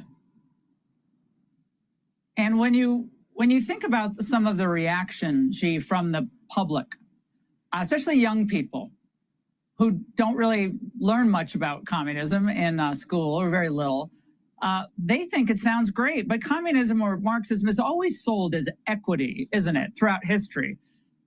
People are all the same. Absolutely. It's fair. It's fairness. And it's always sold that way. And young people today are like, oh, isn't this going to be great? Well, it's all going to be fair. Yes, and I always tell people, capitalism can't guarantee that everyone will be wealthy, but communism can guarantee that we are all poor, and that's where I experience. Well, no, you're going to have a very echelon that's running the one-party system that's going to be wealthy. I'm sure President Xi is not a pauper, but there is a deep problem in the United States, and that is that the uber wealthy class has too much political power. And the only way to stop it is to take their money. You have to put provisions in place where they can't lobby the way they are. They have too much political power. Your vote's only one vote. Their vote is one vote plus a vote for every dollar that they give. Now you would say, well, wait a minute, DrPaulCottrell, that's not right. They can only vote once. Elon Musk can only vote once. Jeff Bezos can only vote once. What I mean is that their money that they give through super PACs sway the political discourse and sway the legislative process. So you think the legislators give a shit about you? They don't. They care about their next election. And who's funding it?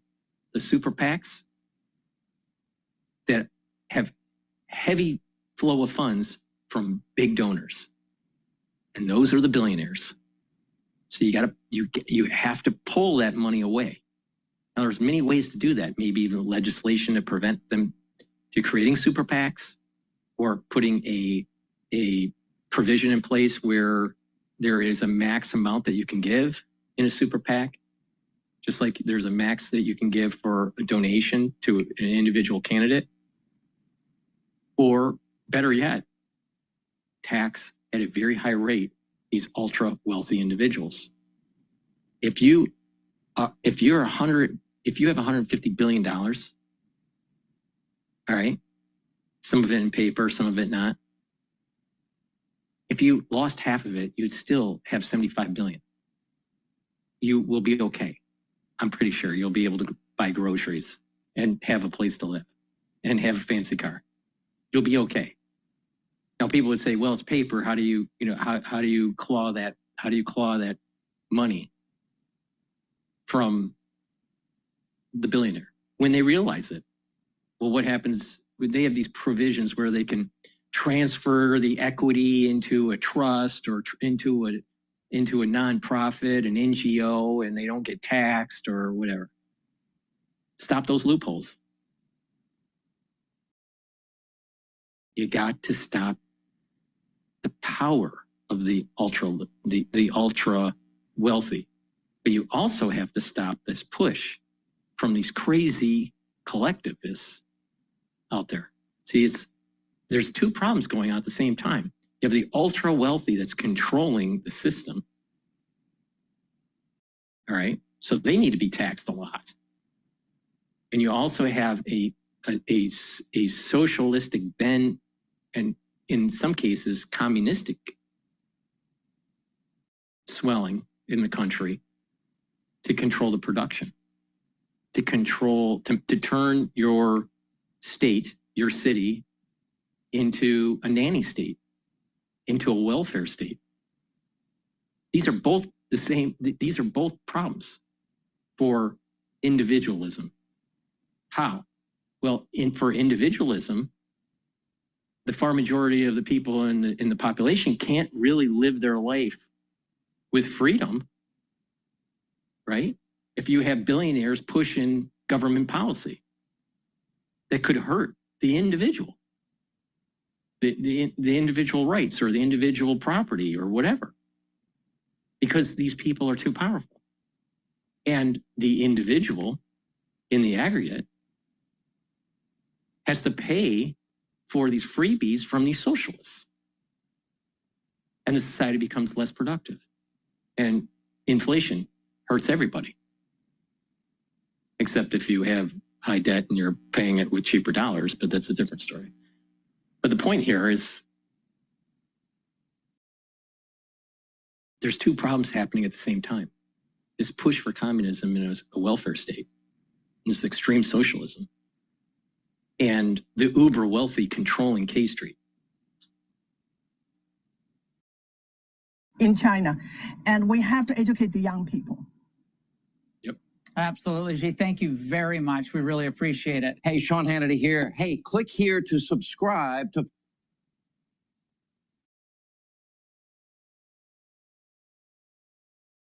I mean, it's just, do we really want to turn? All right, let's take a look at the Hill here. The Hill did something about this. Are you feeling stuck with $10,000 or more in debt and all the interest that comes with it? Try national debt relief, as seen on the Wall Street.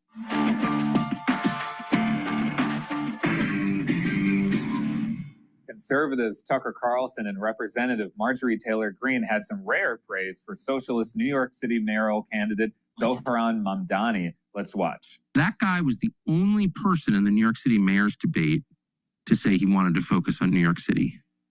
All the candidates were asked, if you could visit a foreign country, what would it be? And they, of course, all had an answer. I think most said Israel. Great. And he said, I wouldn't go anywhere. I'd stay in New York.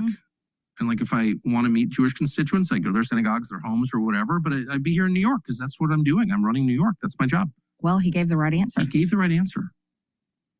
Both clarified that they do not support Mamdani's policy ambitions, but did say he's the only Democratic candidate connecting with voters and issues specific to New York.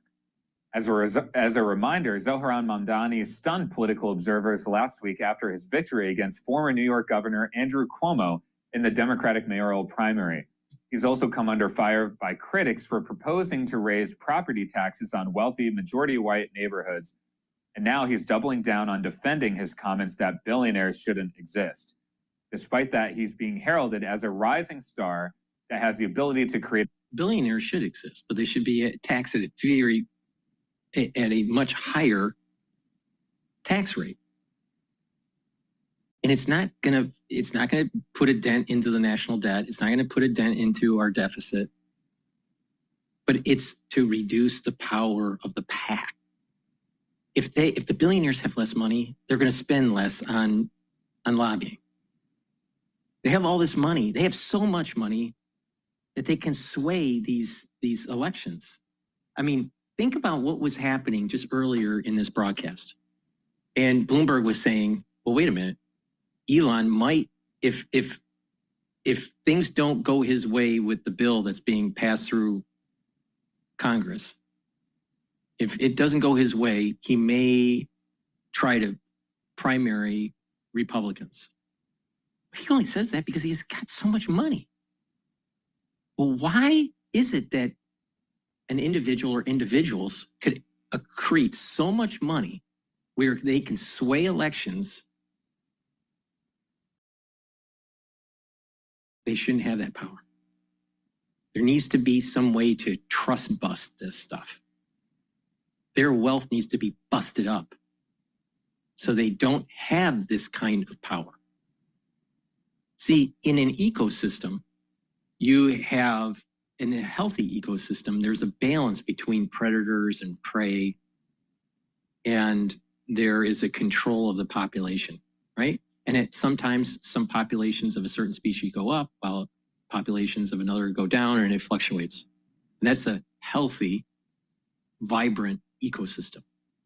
But when you have someone that, if you have a predator that gains population, right? And they don't have any other species that's a predator to them, then they just will consume. And whatever they're preying on, that population will start to go down, right? And the ecosystem isn't as healthy. That's what we're having right now. The prey are the middle class and the poor.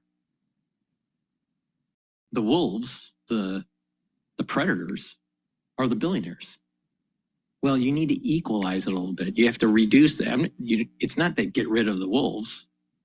It's you have to reduce the population. Or in this case, you have to reduce the power of the wolf. You have to reduce the money. There should be no one that makes $300 billion. All right, and not have some sort of clawback for society, because the power that they have to sway elections is too great. That is not what our founding fathers envisioned. So there has to be something that's written into law or higher taxes or something that reduces this power that the billionaires have. We're going to see a trillionaire in our lifetime. I mean, Elon Musk, I don't know where he's at right now, but 350 billion. whatever it is, in a few years from now, maybe 5 years from now, there are going to be over $500 billion air person. Maybe 5 years after that will be $1 trillion. We're going to see a trillion in our lifetime. We're going to see a trillionaire, not $1 trillion company, a trillionaire. Nobody should have that much money. Political earthquake in New York and across the country, according to the recent New York Magazine piece. Social media users sounded off about Carlson's and Marjorie Taylor Greene's comments, with far-right internet personality Laura Loomer writing, "For all of the grifters like Rep. MTG and Tucker Carlson who claim Zohran Mamdani won his election because he is America first, that is a blatant lie. He spent his entire campaign and has spent his entire political career talking about Gaza." Chief editor of the Middle East Forum, Jim Hansen, writes, "Reality check, lots of people saying Tucker Carlson and MTG praise Zohran Mamdani.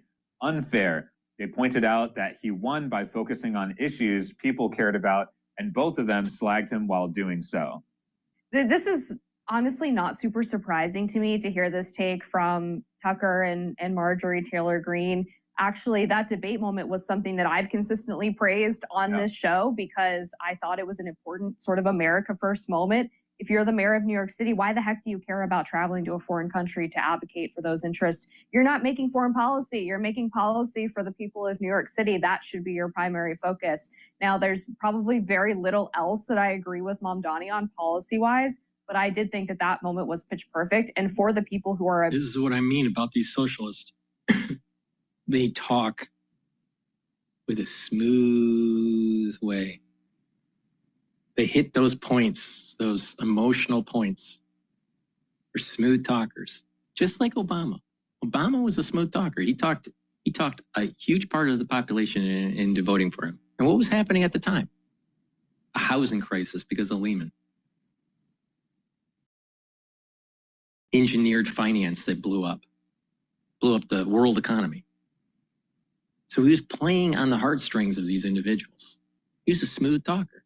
Same thing's happening in New York, just in a microcosm.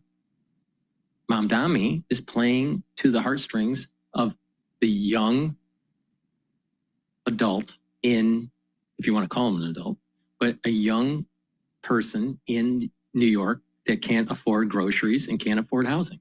It's a problem. It's a serious problem. But the answer isn't collectivism. The answer is we are going to fast track converting abandoned buildings and zoned corporate buildings and turn them into residential. The big problem is that in New York, everything's vertical, not horizontal. And because of fire code, there's a lot of dead space in these conversions unless they literally hollow out the center of the building to be able to have windows. So the cost is prohibitive. And so you have lots of commercial real estate that's vacant that can't be converted cost effectively into residential properties. Big problem. So there's an engineering problem to this, and there's also a regulatory, city regulatory issue that's taking place. But if you could add a lot more units, then guess what? The housing costs will go down. And when housing costs go down, then you'll have more money to be able to buy food. So if you just hit that one pressure point, affordable housing, by converting commercial into residential, that fixes the problem, at least short term. The other issue is when AI comes in and starts eliminating jobs. If you're not working, then there's a big problem. But New York's biggest problem is the cost of housing. And it's because of the regulatory requirement for conversion And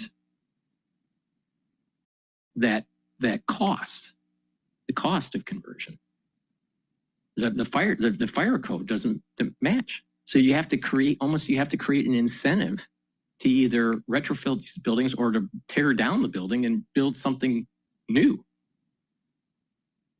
But who's going to come in and do that? Who's going to come in and do that? And where it's going to make it an affordable housing? Tear down an already existing building that costs money, and then to bring another one up. Every time that a new building comes up, it's not affordable housing. It's either luxury rental or, multi-million-dollar condos. So it's a big problem in New York. More non-interventionists like Tucker and Marjorie Taylor Greene, I can see why that resonated. Yeah, I think the context here is that Marjorie Taylor Greene and Tucker Carlson, they're really trying to voice their discontent with Trump as it relates to Iran. Yeah. And now this New York story is a huge story, and we'll talk about Mamdani in a second here more. But he really did focus on New York when there was a lot of pressure in the media and other aspects to be talking more about Israel, and I think they are voicing their opinion on that. Now, the other important dynamic here is that populism does create interesting bedfellows, and Mamdani really is a populist. Forget about populism. It's collectivism. It's collectivism. I'm tired of this progressive and populist movement. It's collectivism. What he's doing is collective. He's collecting people to control. It's collectivism. But the sad thing is that the people bought into it. They bought into this because he's smooth talking. Oh, you have a problem? I'll solve your problem. Really? I don't think so. He's going to make the city into a total shithole. I think Tucker Carlson, his latest incarnation, is sort of a conservative populist as well. And there actually are genuine areas of agreement and common ground there.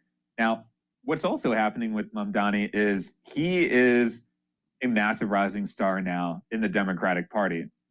This is a huge political upset to take on the Cuomo political dynasty in New York and win. I'll tell you, there's a lot of people that are just pissed off at Cuomo, right? He should have never ran. But he's trying to reboot his career, his political career, and then if it's successful, it'll open up the gates for him to run for president. So Cuomo did a disservice by running. Mamdani is scary, I'll tell you. But the thing is that you're seeing it not just in New York, you're seeing this in Chicago, you're seeing this in LA. There's these cities, these major cities are being taken over by these socialists. But it's not that it's not just that they're coming in and taking over the city, they're being voted in. So there is this groundswell of worry that people have, and they feel as though there's no other way out of their predicament unless they vote in a socialist. So people need to start paying attention. The Republican Party, and I think Trump does pay attention to this to some extent compared to the neocons, but the Republican Party and also the centrist Democrat needs to pay attention to the middle class and the working poor, because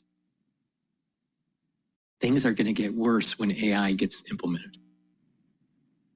And these solutions, if the Republican Party doesn't come up with a solution, more and more cities are going to tend towards voting in at the city level, the mayoral level, and at the state level, like governorship, socialists. And that's going to be dangerous for the United States. It's going to be dangerous for production. It's going to be dangerous for trying to maintain a decent level of debt to GDP ratio. With collectivism, the debt to GDP ratio will climb Why? Because the society is going to become less productive, so the GDP is going to go down. And the debt will continue to go up because you're providing all these social services.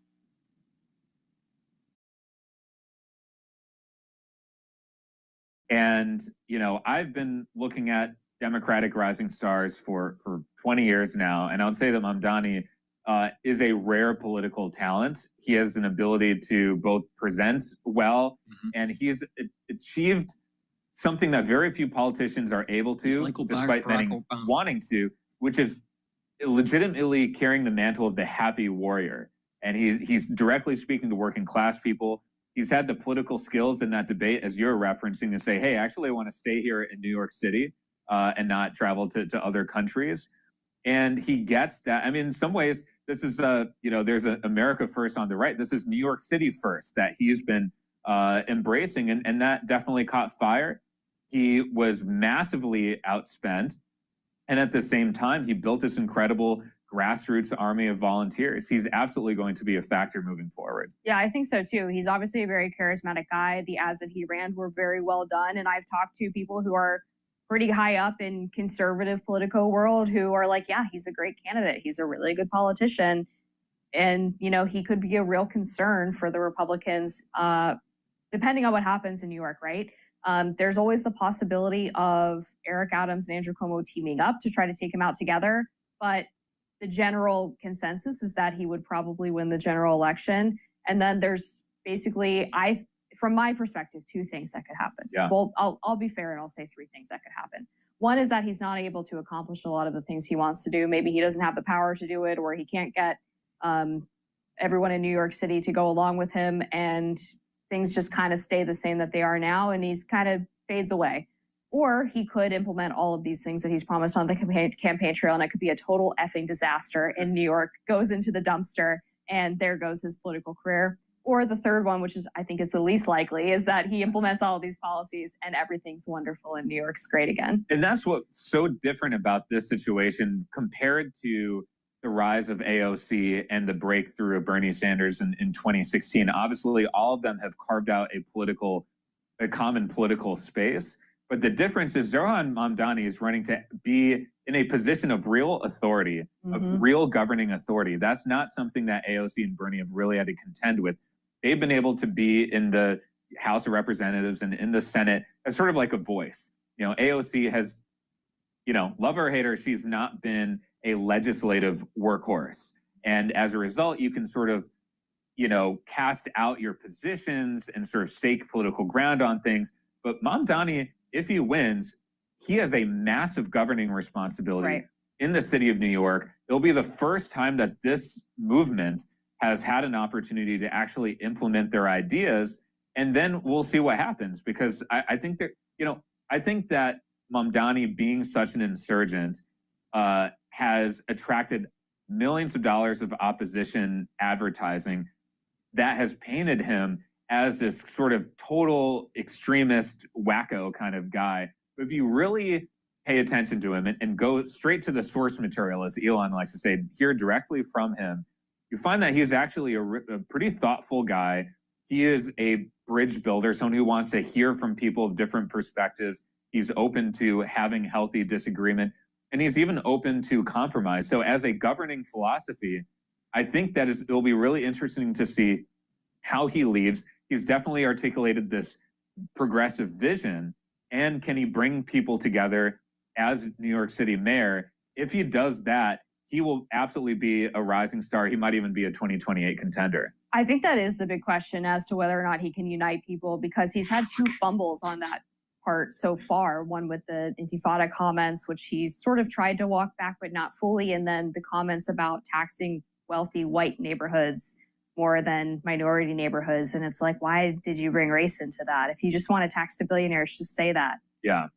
I mean, I think now when he's asked about it, he tries to, I think, appear more reasonable, I guess. Yeah. I don't know if that genie can go back in the bottle, though. Yeah. And I think, look, that kind of rhetoric is not helpful. And I think, you know, what I would love to see in American politics generally, especially on the Democratic side, is someone who has the dynamism and the charisma of a Mamdani and a let's bring people together, pragmatic view of governing, because you do need to deliver. And I think the American people want that more than ever. And so I don't agree with the government taking over grocery stores, for example, which is some of the stuff that he advocates for. But at the same time, knowing people in his orbit, he's an extremely smart guy. I have friends who served the New York State legislature with him. This guy's the real deal. And people, and if he wins, it'll be a game changer. We will see what happens. Color me skeptical. All right. Well, next up, the UN nuclear watchdog is calling Trump's bluff. New York's going to turn into a shithole if he ends up getting elected. Please go to my store, the-studio-reykjavik.com, and get the toothpaste that I offer. It has no fluoride in it. It whitens your teeth, freshens your breath, helps with the health of your gum line, brings down the inflammation of your gums. It's a great way to improve the health of your oral cavity. And with a good oral cavity, you're reducing the chances of vascular issues or valvular issues. So please go to my store, get a few tubes of this toothpaste. Go to my store, the-studio-reykjavik.com.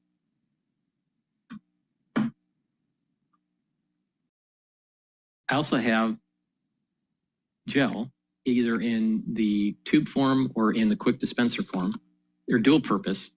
And how you use them are the following. You can put it on your skin as a daily skincare. You can put it on a cut. It'll help to heal the cut quicker. If you're not feeling well or someone around you is not feeling well, put it on your hands, around your nose, around your eyes, around your nose, around your ears, lightly coat your nostrils. It stays active for 5.5 hours. You can use it as an aftershave.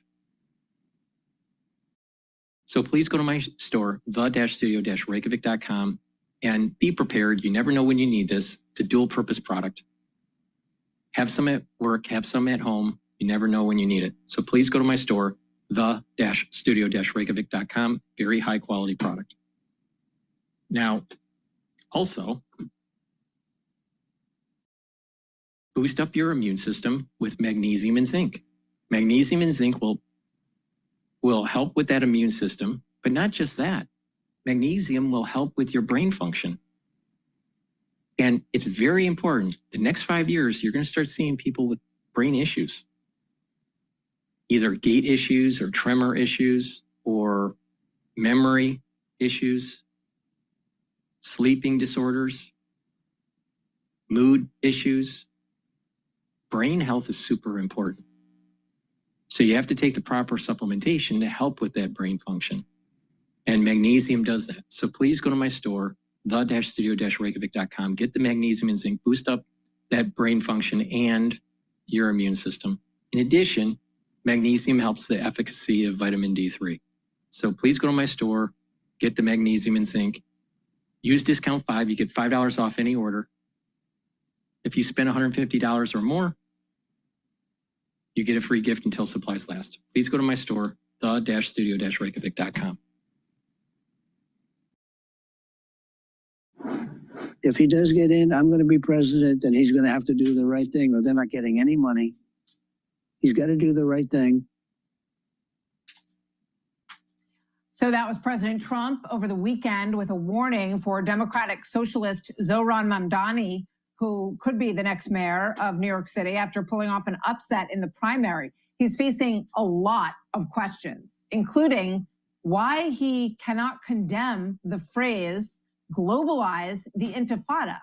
He was given 3 opportunities to condemn that phase in a lot of different ways yesterday. Watch this exchange.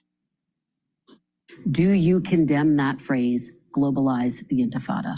That's not language that I use. The language that I use and the language that I will continue to use to lead the city is that which speaks clearly to my intent, which is an intent grounded in a belief in universal human rights, people, and that includes Israelis and Palestinians alike. But do you condemn that phase, globalize the intifada, which a lot of people hear as a call to violence against Jews? I've heard from many Jewish New Yorkers who have shared their concerns with me, especially in light of the horrific attacks that we saw in Washington, D.C. and in Boulder, Colorado, about this moment of anti-Semitism in our country and in our city. And I've heard those fears and I've had those conversations. And ultimately, they are part and parcel of why in my campaign, I've put forward a commitment to increase funding for anti-hate crime programming by 800%. I don't believe that the role of the mayor is to police speech. We have to root out that bigotry. And ultimately, we do that through the actions. And that is the mayor I will be, one that protects Jewish New Yorkers and lives up to that commitment through the work that I do. Ultimately, it's not language that I use. It's language I understand there are concerns about. And what I will do is showcase my vision for the city through my words and my action. All right, with that, we bring in New York City's current mayor, Eric Adams, a Democrat who is running for re-election as an independent. Mayor Adams, welcome. It's good to have you here. What is the fact that Mamdani will not just say, you know, globalize the Intifada is an anti-Semitic statement? That means, you know, take worldwide the hatred of Jewish people. What does it tell you that he can't say that? What does it reveal about him, in your opinion? Well, I can speak of who I am. I condemn that phrase, and I'm clear on what it is. Listen, Mamdani is an academic elitist. Great things that he state on paper, free, free, free. Those are great philosophical things. But when it comes down to governing a city and balancing a budget and ensuring that you can create the environment that we have of more jobs in the city's history, you're seeing how we have made it safe on our subway system and above ground, what we're doing in education. That's what it's going to come down to. And this academic elitist, a person who didn't get a job until he was 29. She was, you know, basically financially supported by his parents. This is about running the most important financial institution in our country, if not the globe, and that's New York. And that's what we need to be focused on. Do you believe that he has shown support for Hamas? And do you think that this issue is going to hurt him with Jewish voters, which clearly you would need to win that block if you are going to put yourself over the top? Clearly, he has. And I think that Jewish voters are going to do an analysis to determine exactly where he stands on these important issues. The largest Jewish population outside of Israel is in New York. My focus is on this city because Jewish voters are talking about public safety. African-American voters are talking about public safety. And all the other demographics are the same thing. So when you have a candidate that states he wants to... It's beyond just Mamdani. You got to look at these different cities that are moving towards this socialism. A great case to prove my point is look at Boston with Mayor Wu. Harvard educated, double Harvard. All right, but she's a socialist. So what's happening is that these educated centers, all right, are starting to bring up that younger generation, and they have socialistic ideals and not capitalistic ideals. And this is exactly what Ayn Rand warned us about. When the economy starts to falter, which it is for the young, you're going to have politicians starting to take away from the producers, taking away from the wealthy. Now, Ayn Rand didn't really focus on this idea that there is such a thing as this uber wealth that is so beyond the norm, where you're not just doing, it's not just one person. You have about 1,000 of them that's out there that are super, super wealthy. All right. So once you get into the 50 billion, 100 billion, 150 billion, even 20 billion, do they really need that much money? Really? Do they really need that much money? Why do they need that much money? Now, if they start a new business and they're rolling it in and they're, okay, all right. But when everything's said and done and they realize all their gains, right, that should be heavily taxed. And I'm not a socialist at all. I'm a capitalist. But I also understand that complexity science. And that complexity dynamic, that an emergent property where one group has more political power because of their financial success and their sway on K Street, that can lead to outcomes that are not beneficial for the society. It's only beneficial for them. Most of these billionaires are not altruistic. So we have to keep that in mind.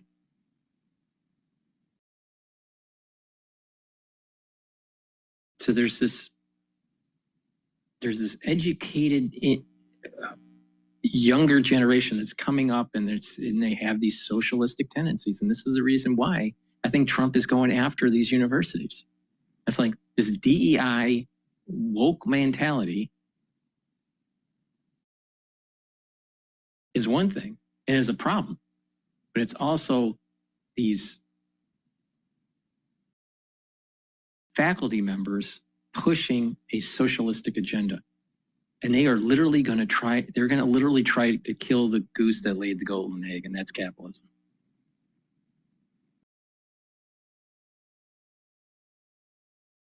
Rikers Island. After bail reform was put in place, the most dangerous people are now going to jail on Rikers Island. When you empty Rikers Island, you're returning those dangerous people back to the communities that they have preyed on. That just makes no sense. And only an academic elitist will come up with these philosophical initiatives that are not rooted in logic. May sound good to do everything for free, but when you actually implement them, they do not make sense. They don't work, and they're too expensive, and it makes the society less productive. He seems to have touched on something that is very sensitive to a lot of New Yorkers, and that's the cost of rent, the cost of living in New York. And he's suggesting that, he can make all of these things available to everyone. He pokes a pretty good finger in the eye of capitalism. He says we don't need billionaires. I don't think we should have billionaires, he says, because it's so much money in the moment of it. We do need billionaires. The thing is that there is such a thing as almost a trillionaire, 100 billionaire, 300 billionaire. I think that's a little excessive. All right. And so we have to have higher taxes for these people.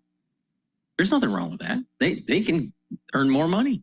If they want to make 300 billion, if they want to have 300 billion, all right, then make 600 billion. All right. And there's going to be 300 billion that's going to be taxed. That's how it works. That's capitalism. There's an incentive. Right. But the point here is that you somehow have to fill in these loopholes where these powerful individuals through PACs are controlling politics. I like Elon Musk in terms of, what he's trying to do to go to Mars and build this new rocket technology and what he's doing with Starlink and some of the amazing things he's doing. But there's also this element of a little craziness, with the singularity movement and I'm not, I think he's a bit of a transhumanist, and I'm not sure if he's a humanist. I would consider Steve Jobs as a humanist. I don't see Elon Musk as a humanist. I see him as a transhumanist. I could be wrong, but that's the way I see him. So I disagree with that part of it. I don't like these transhumanists. But the thing is that there's other things that he's doing that I think is pretty phenomenal. But he's already flexing his muscles in terms of saying that he's going to push out some of the Republicans that vote for this bill. Well, this is another billionaire not getting his way and trying to change politics. Well, that's a problem. That's broken government. All right? And so we have to have provisions in law that prevent these people from doing this. And one great way is to tax them. But there are other ways too, and maybe they should be in tandem. But we should still have billionaires. We shouldn't control their production. But the thing is that there is a point where There are so many predators that it doesn't make the ecosystem healthy. And I think it's a big problem. It's a big problem. Quality. But I want to play this for you when he was asked then and now about whether or not he fits the communist label in terms of what his beliefs are. So let's play the question from Kristen Welker over the weekend and also what he said in the past. Are you a communist? No, I am not. There are also other issues that we firmly believe in, whether it's BDS, right, or whether it's the end goal of ceasing the means of production. So it's a little muffled there, but he says the end goal, seizing the means of production, which is a classic foundation, really, of communism. Well, you know, and what you find is that many, particularly many of our young people, they are, you know, romanticizing these isms. They're romanticizing socialism, etc. What I think is more important is for us to look at how do we lift people up in the city and in the country, because New York really guides the entire country. And that's what we've done. You know, when you invest in paying the college tuition of foster care children, when you invest in decreasing the cost of child care from $55 a week to less than $5 a week, when you invest in making sure you do pre-K and 3K, we have 150,000 children enrolled, the largest in our city's history. When you look at those real issues that allow people to continue to see their opportunities, that's so important. You can't do it as an academic exercise. And I think after only 4 years in the assembly, not passing any legislation, and to come and now to run for mayor as though this is some essay you're writing or some academic version of running the city, it's just harmful. And in many cases, it can be dangerous for working class people in the city. Like I'm stating that you want government to supermarkets. You are going to devastate local bodegas and local supermarkets where they employ people by competing. Just not the right thing to do. Okay.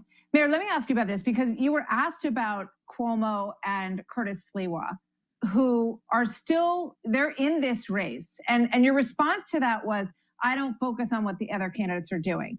But don't you need to focus on what they're doing if you want to win this race? Because as Josh Krashauer points out, the political math is very difficult. It's a long shot. Don't you need to form some kind of coalition with those two in order to win this race?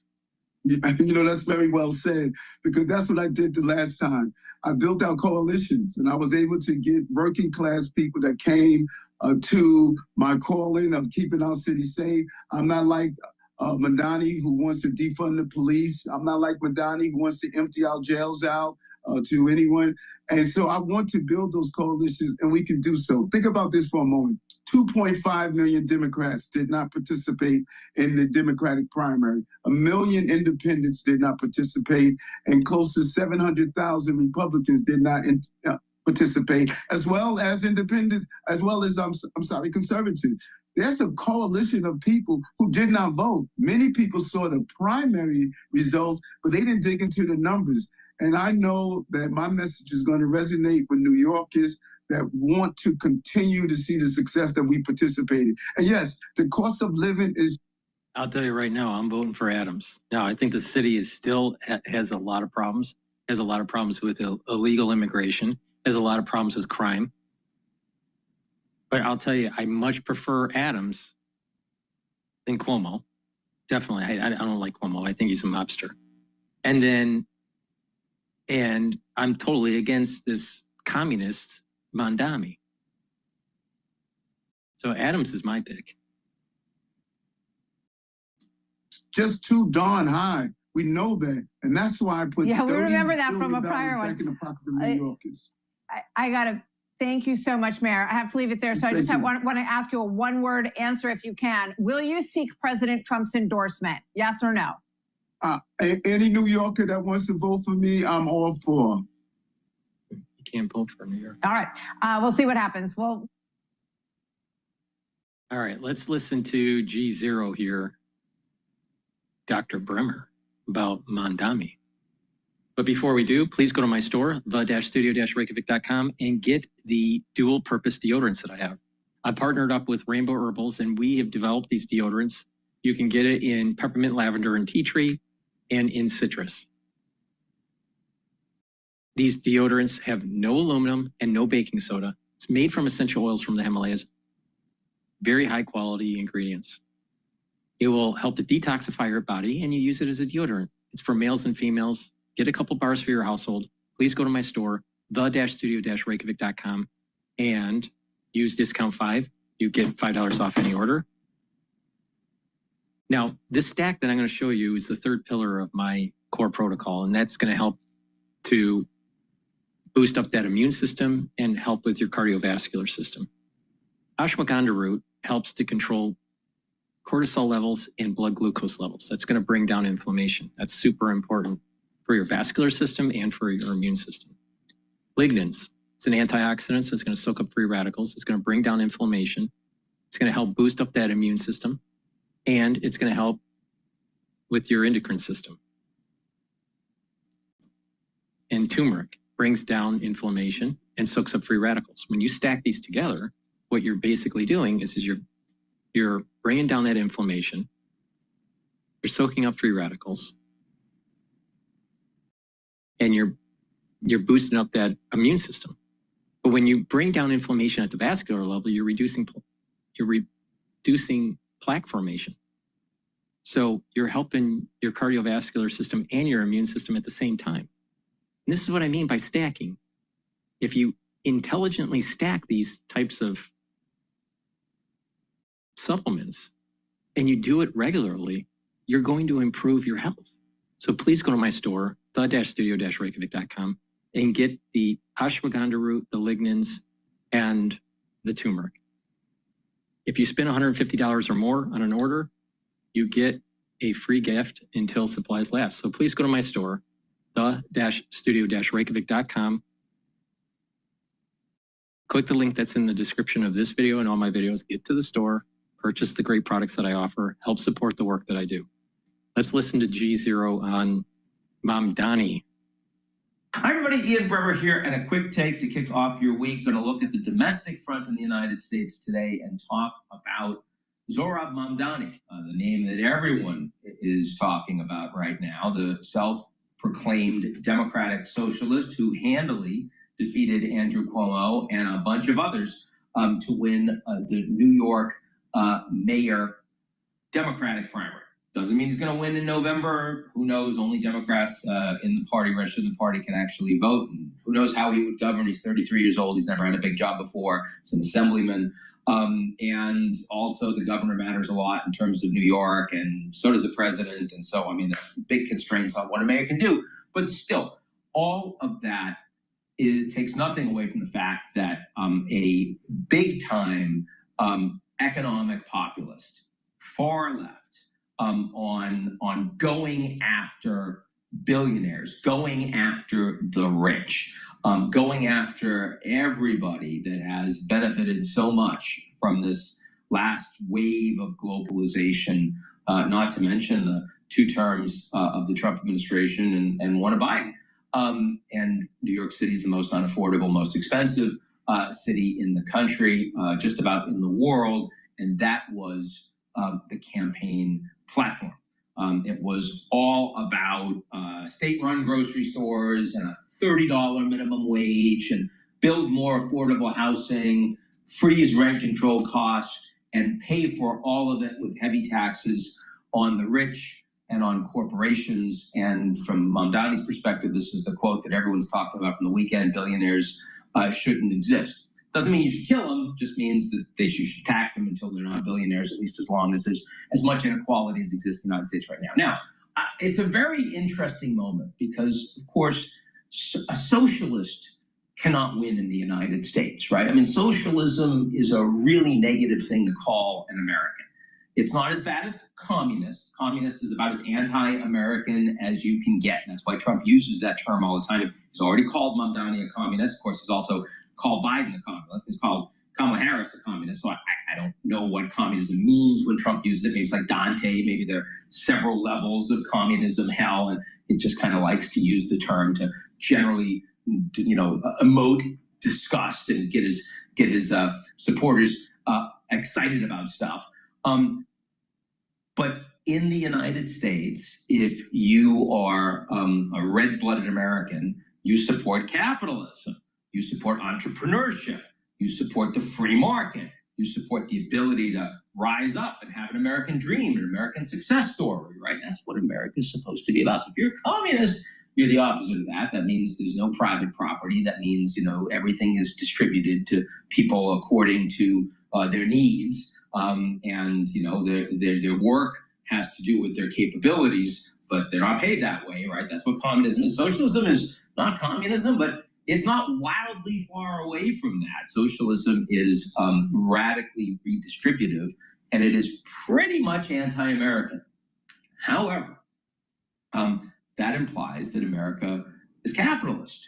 And of course, America increasingly isn't very capitalist, which is why someone like Mamdani is doing well. What do I mean by that? Well, let's remember the reason that Trump won is because a lot of people believe that America increasingly wasn't a democracy, that America was so broken, that the deep state was so in charge that, unelected bureaucrats and administrators and judges and others had the power and were pulling the strings, and people, the average American, the blue-collar American, the undereducated American, the non-elite American, the not Harvard-going American, nobody paid attention to that.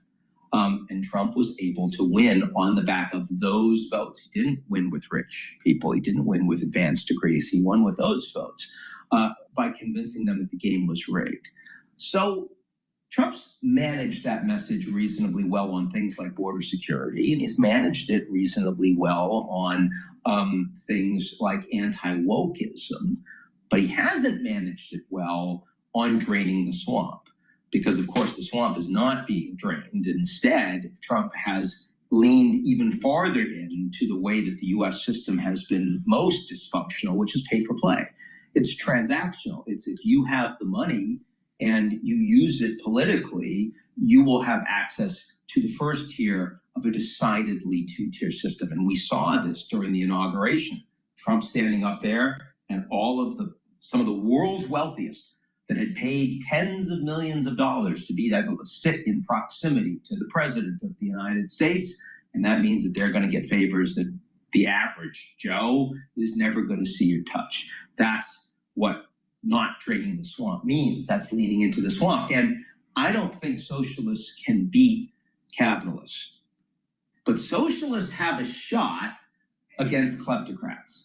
Socialists have a shot against oligarchs. And if the average American increasingly feels that the economic system is rigged against them, well, that's a place that Trump isn't going to perform as well as he is on the border, as he is on identity politics and anti-woke, especially with the big, beautiful bill that's about to pass, which is going to redistribute trillions of dollars away from taxpayers towards the wealthiest, towards the businesses, towards the people that are going to have the extended tax cuts, while veterans see their benefits shrink, while the deficit spirals and Social Security benefits can no longer be guaranteed for another decade.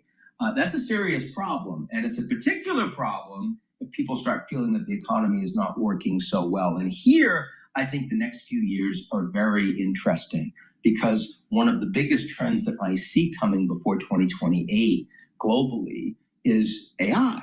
And I see it, everybody sees it. That's not news, but the fact that AI is going to take jobs away from white-collar workers, that means populism, economic populism here is not going to be driven primarily by the undereducated manufacturing, blue-collar working men, but rather the white-collar, professional class, advanced degrees, women in urban areas, especially because their advanced degree seeking children are not going to have the opportunities that they thought they were. And that's going to be a really hard demographic for Trump to appeal to. And I don't see significant Democrats making moves on this yet, but I think we will. And this isn't a mainstream position, but it's a hell of a lane for economic populists. Now, Zoran Mamdani is probably not that guy. I mean, look, at the end of the day, you know, Trump really wanted to run against Mamdani and not against Obama, right? I mean, in a sense, you know, Mamdani is like Obama, plus he actually is from Africa, and he actually is a Muslim. I mean, the two things that Trump claimed Obama was, but not really, right?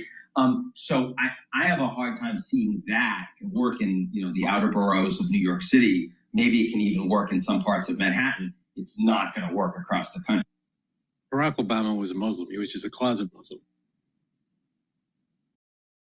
But I think that that message is likely to become much more significant. And here, I think there's a real danger for big business. Because if you've got right-wing populism driving industrial policy, trying to appeal to blue collar and recognizing they're vulnerable on this, and left-wing populism driving a message of AI is a problem and we want someone to take care of us, then kleptocracy is going to become the knee-jerk boogeyman.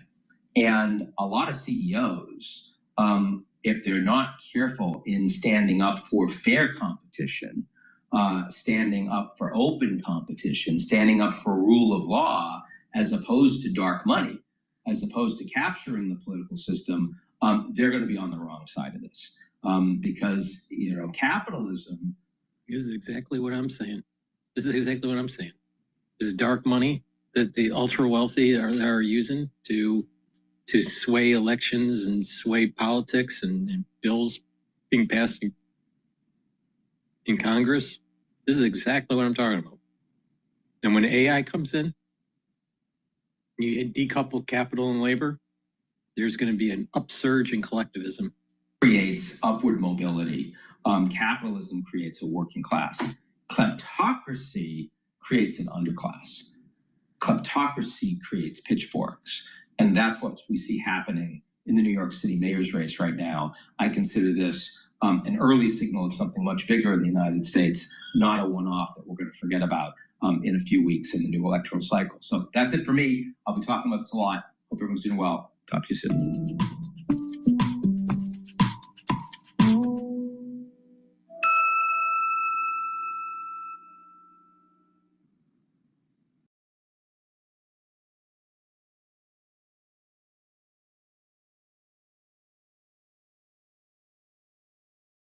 Advisors work to solve client questions about the future. Equitable helps answer how, with strategies that adapt to market twists and turns, applying industry-leading innovative thinking. Together, let's plan how. NYU Langone Health maintains the lowest mortality rates in the nation, which means that more patients who come here go home. It's just that simple and beautiful. So New York developers and landlords are scrambling to support a mayoral candidate who can counter self-described Democratic socialist Zoran Mamdani after his shocking primary win last week.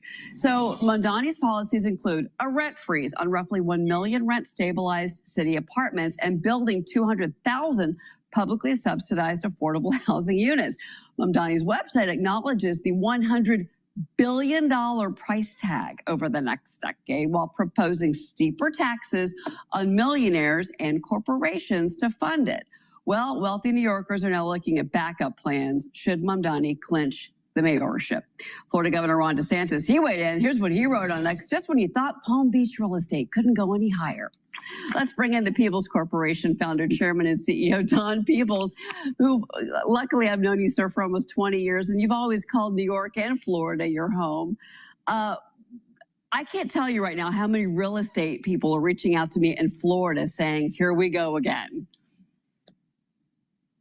Well, it looks like de Blasio all over again. 2013, there was a big panic in what was going to happen in New York City when a progressive mayor was elected through the Democratic nominating process. And ultimately, de Blasio's 8 years moved New York City back, but it didn't end up in a catastrophic event. But there was a lot of shifting in terms of businesses and entrepreneurs down in South Florida, and then it was accelerated by the pandemic. I think this time around, we're going to see a bit of the same, but the ambitious plans of Mamdani, who has not yet cinched or clinched the Democratic nomination yet, and they're still counting votes. So, but ultimately, I think he will, and then there'll be a robust general election, unlike in 2013. Well, you know, we had former Lieutenant Governor Betsy McCoy with us yesterday, and she and many others in the city are forming these coalitions, whether it is with Jewish groups or it's with business people, corporate types, or in particular with real estate groups, because they know that you've already got these buildings in New York City that have value issues because of empty office space, for example. And this kind of leads me into what we're seeing happen in the city, and we saw this in the pandemic. The Journal's got out this new piece, and it's called "Turning New York Offices into Homes Finally Works." Now there's a rent freeze catch. The writer points out Zoran Mamdani's policies could hurt a promising source of new housing supply. So, Doug, we've been doing these stories where we've seen them taking these large office buildings in Manhattan, and they are converting them into residential, into residential apartments. But they've got to have some subsidized housing, you know, that rent stabilized housing. His policies, the Journal points out, would quash all of that. It would stop it all in its tracks. Yeah, we've launched a fund actually to convert commercial office buildings into residential use and other alternative uses from Boston all the way down to Atlanta, and then of course on the West Coast. New York still is a challenge, whether it was Mamdani or whether it is Eric Adams or could have been Como. The challenge is that the cost consequences to convert these buildings is still significant, but additional headwinds, you know, from an administration that's going to increase taxes in the places that they can do it, which are going to be targeting commercial real estate taxes, I believe, are going to be one of the sources. That's going to slow things down. But what New York is short of is 500,000 affordable houses. And it's also short another 500,000 of workforce housing. Those two things are the biggest drivers of what is creating this housing crunch. And so it's short about 1 million units. And the only way that gets done is a much more comprehensive tax abatement and tax incentive and financial incentive effort by the state of New York.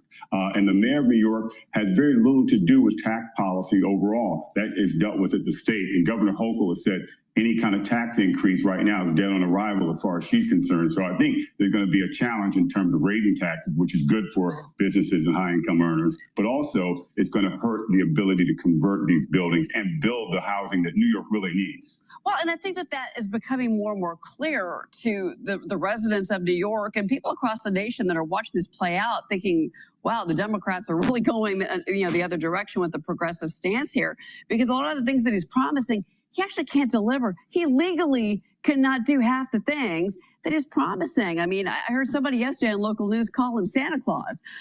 But I want you to listen to this. So, Maria sat down with President Trump on Sunday Morning Futures, and she brought up this issue about what's happening in the city. I want you to watch his answer to her.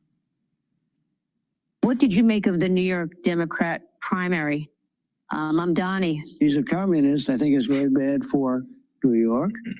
I don't know that he's going to get in. It's inconceivable that but he's a communist, and he's a pure communist. I think he admits it, but I can't imagine it. But let's say this: if he does get in, I'm going to be president, and he's going to have to do the right thing, or they're not getting any money. He's got to do the right thing. It's shocking that I would have assumed that I used to say we will never have a socialist in this country. No, but we'll have a communist. I mean, he's a communist. He's going to be mayor of New York. So I was very surprised when I said, I never heard of him. This is President Trump, a New Yorker. Don, your reaction? Well, look, I'm in agreement with him. I am shocked that the epicenter of capitalism in the largest democracy on the planet and the most powerful nation on the planet has elected a socialist in the Democratic primary. But this is, again, a part of the shift that is happening right now, is this far left wing of the Democratic Party is pushing out moderates and centrist Democrats, and they're moving to Republicans. That is why President Trump won all the swing states. But the problem is that the Democratic leadership in many of these centers, like New York City, has been sitting on its butt because they haven't had to really do anything. They could take it for granted. But now the party's been hijacked by the left wing, and everyone's been caught flat-footed. I'm astonished at the lack of leadership in the real estate industry in New York City overall. I sounded the alarm when Bill de Blasio was running against Bill Thompson and Christine Quinn, saying that we needed to consolidate our support behind Thompson so he could win. Here, the Democratic Party never took Mamdani or anyone else seriously because they felt Andrew Cuomo was inevitable because of his success as governor for 3 terms and pro-business approach. Now they're scrambling. And look, I think there's going to be a robust general election.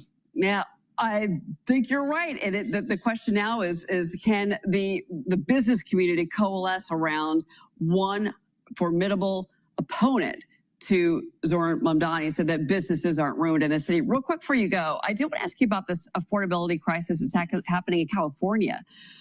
Demand is now collapsing in some of these residential neighborhoods. Price is down a little bit, but now inventory is piling up. And even on the commercial side, business owners are pushing back against the policies from the Democrats there. They're saying are pushing them out of the state of California. Your reaction? Yeah, look, California, and especially Southern California, is the most difficult place to do business in the United States. We were trying to build a $1.6 billion development in downtown LA and stuck with it during the COVID crisis, and yet we could get no support from the government. In fact, policies that were hurting businesses. But what's amazing to me, it's the reason why they're not a supply constraint right now isn't because they've added a single unit. It's because people are fleeing. They have given up and they're going to other places. And that's going to continue to happen. And even when you had an entire neighborhood burned down while the government was watching, nothing was done, and now people are leaving. So I think the challenge with Los Angeles and Southern California is that it's got to hit rock bottom before change takes place, like San Francisco. And I think Southern California is a ways off. So we're going to see more of an exodus out of California because the quality of life is diminished as well. Don Peebles, it is always so great to speak to you about, well, one of my favorite topics in that. Please go to my store, the-studio-reykjavik.com, and get the collagen. Collagen is a dual-purpose supplement. It's going to help with your musculature, your joints, your cartilage, your bone density, but also your hair, your nails, and your skin. This has a very comprehensive amino acid profile. You get a big scooper in this container. This is a month's supply. Take it every day. Mix it with soft foods, filtered water, a smoothie, or even with milk. Take it every day and do resistance training. And that's going to help to build those muscles and build up that bone density and help with the cartilage in your joints. Super important. But again, it also helps with your skin. So please go to my store, the-studio-reykjavik.com, and get the collagen. Some other great supplements that I have are the omega-3. Omega-3 helps with your lipid profile. It's going to help bring down LDL levels and help increase your HDL levels. That's going to help prevent further plaque buildup. Very important. In addition, omega-3 helps to prevent the red blood cells from sticking too much, to prevent the overclotting. And omega-3 brings down systemic inflammation, super important. So take omega-3 every day to help with your vascular system. When you turn age 40, it's really important to pay attention to the health of your pancreas. You need to reduce the load on your pancreas. By taking digestive enzyme complex, this supplement will help to break up carbohydrates, proteins, and lipids, reduce the load on your pancreas, allow you to absorb your nutrients, reduce the load on your digestive tract. And when you do that, you're giving your pancreas a time to heal and time to rejuvenate. All right. In addition, digestive enzyme complex is very important.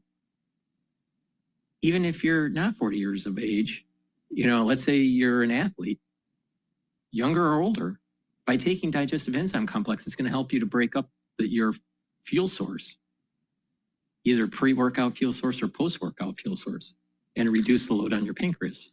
So it's super important to take. Again, digestive enzyme complex will help to break up carbohydrates, proteins, and lipids. This digestive enzyme complex also has bromelain in it. So it's fibrinolytic. So it's going to help break up clots. And the proteolytic enzymes that are in digestive enzyme complex help to break up glycoproteins. Super important. That's the reason why I said take it during the 2020 era. So if you're age 40, you need to start paying attention to the health of your neurons and the health of your mitochondria. Vitamin B complex, super important. The first 4 B vitamins helps with the health of your mitochondria through the electron transport chain. That is the process that builds up the ATP that you need for your cells and your neurons. In addition, vitamin B complex revs up the cellular metabolism. By revving up the cellular metabolism, the cells are going to perform better, your tissues are going to perform better, and you're going to slow down the aging process. And vitamin B complex has B12 in it. And B12 is super important for neural health. So if you're at age 40, you need to start paying attention to improving your mitochondrial health, boost up that energy level, and protect those neurons. Because what happens is that when you get older, your neurons start to decline in health. Well, you need to provide a holistic approach, and part of that holistic approach is supplementation to improve the neural health. Other aspects of the holistic approach is make sure you drink filtered water, stay away from processed foods, stay away from sugary substances, have the 4 modalities of exercise, which are resistance training, cardio, stretching, and balancing exercises. Those are all very important for neural health. And have a mindfulness or spirituality in your life. Bring down that stress level and get out of sympathetic nervous system activation and go into parasympathetic. And when you do that, your cortisol levels will go down. And that's important for your body to heal. Because if you have elevated cortisol levels, what will happen is that your immune system actually goes down, and high cortisol levels actually causes damage to tissue when it's chronic. So you want to prevent that. In addition, you want to learn new things. And by learning new things, you're going to be activating those neural networks and strengthening those neural connections.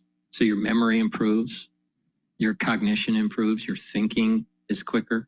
These are all very important. It's a holistic approach.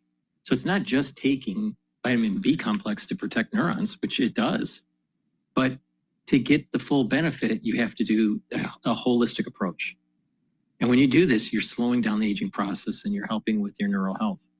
Now, there are going to be many people in your social circle, family members, coworkers, friends, that in 5 years, you're going to see cognitive decline. You're going to start seeing these people having Parkinsonian tremors.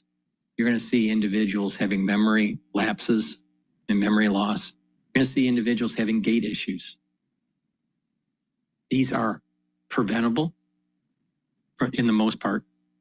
But the thing is that these manifestations, these physical manifestations are going to show up earlier than normal. All right? You have to pay attention to me. In 5 years, you're going to see a lot of people having neurological problems. You need to pay attention to me. Apply this holistic approach to mitigate the risks so you can fare better. And tell people around you to do the same thing. But there will be a lot of people that will be having neurological problems earlier in life. Now, I don't want to tell you why. I'm sure that you can guess why. But it's going to happen. 5 years. 5 years from right now. Right now it's 2025. You're going to see an awful lot of people having neurological problems in 2030. So better start paying attention. Please go to my store, the-studio-reykjavik.com. Another thing that's very important for neural health and just overall health is taking Goodnight formula. Goodnight formula has tryptophan, melatonin, GABA, and passion flower. By taking this every night, what this is going to do is allow you to be well rested. It's going to put you in that deep sleep and REM sleep. You need about 3 to 5 cycles of deep sleep and REM sleep to be able to consolidate memory, to be well rested, and to detoxify your central nervous system. If you are sleep deprived chronically, you are collecting garbage in your central nervous system. You're not detoxifying your central nervous system, unfortunately. And you're not consolidating memory. So chronic sleep deprivation is going to lead to memory loss.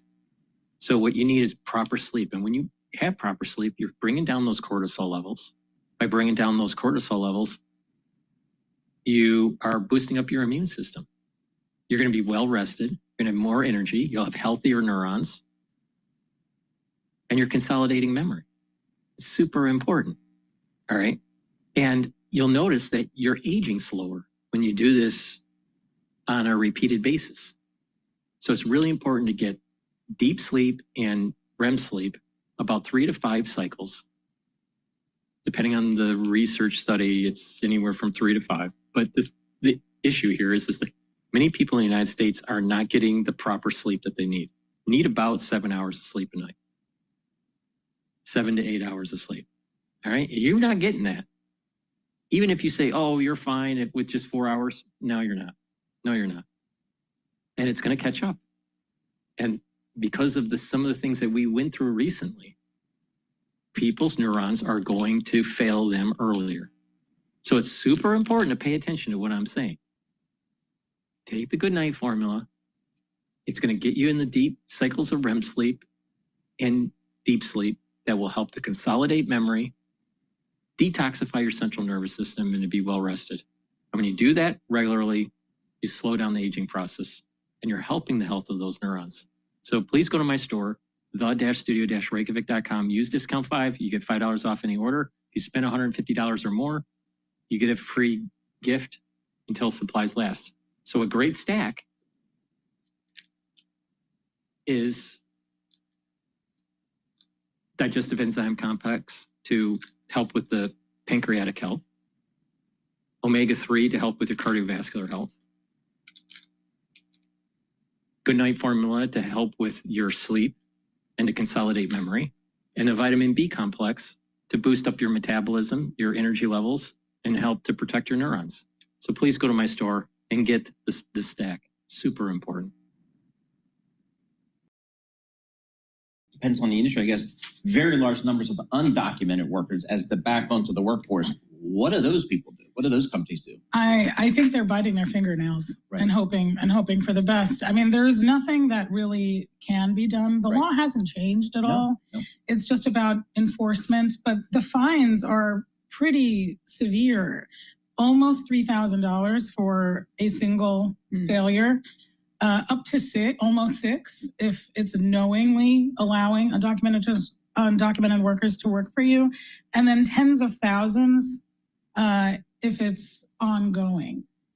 I think, it's a problem that's not easily resolved, and there's no easy way to prepare if your workforce is wholly or mainly undocumented. The fines are interesting, and thank you for putting that into context.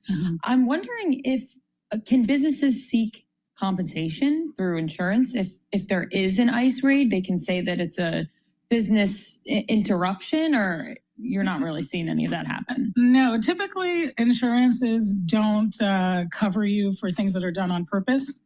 And since there is this form called the I-9, which we previously mentioned, that's required, not having one is considered not having one on purpose. And so I don't believe it would be covered, even if there was such an insurance, which is a very interesting premise, actually.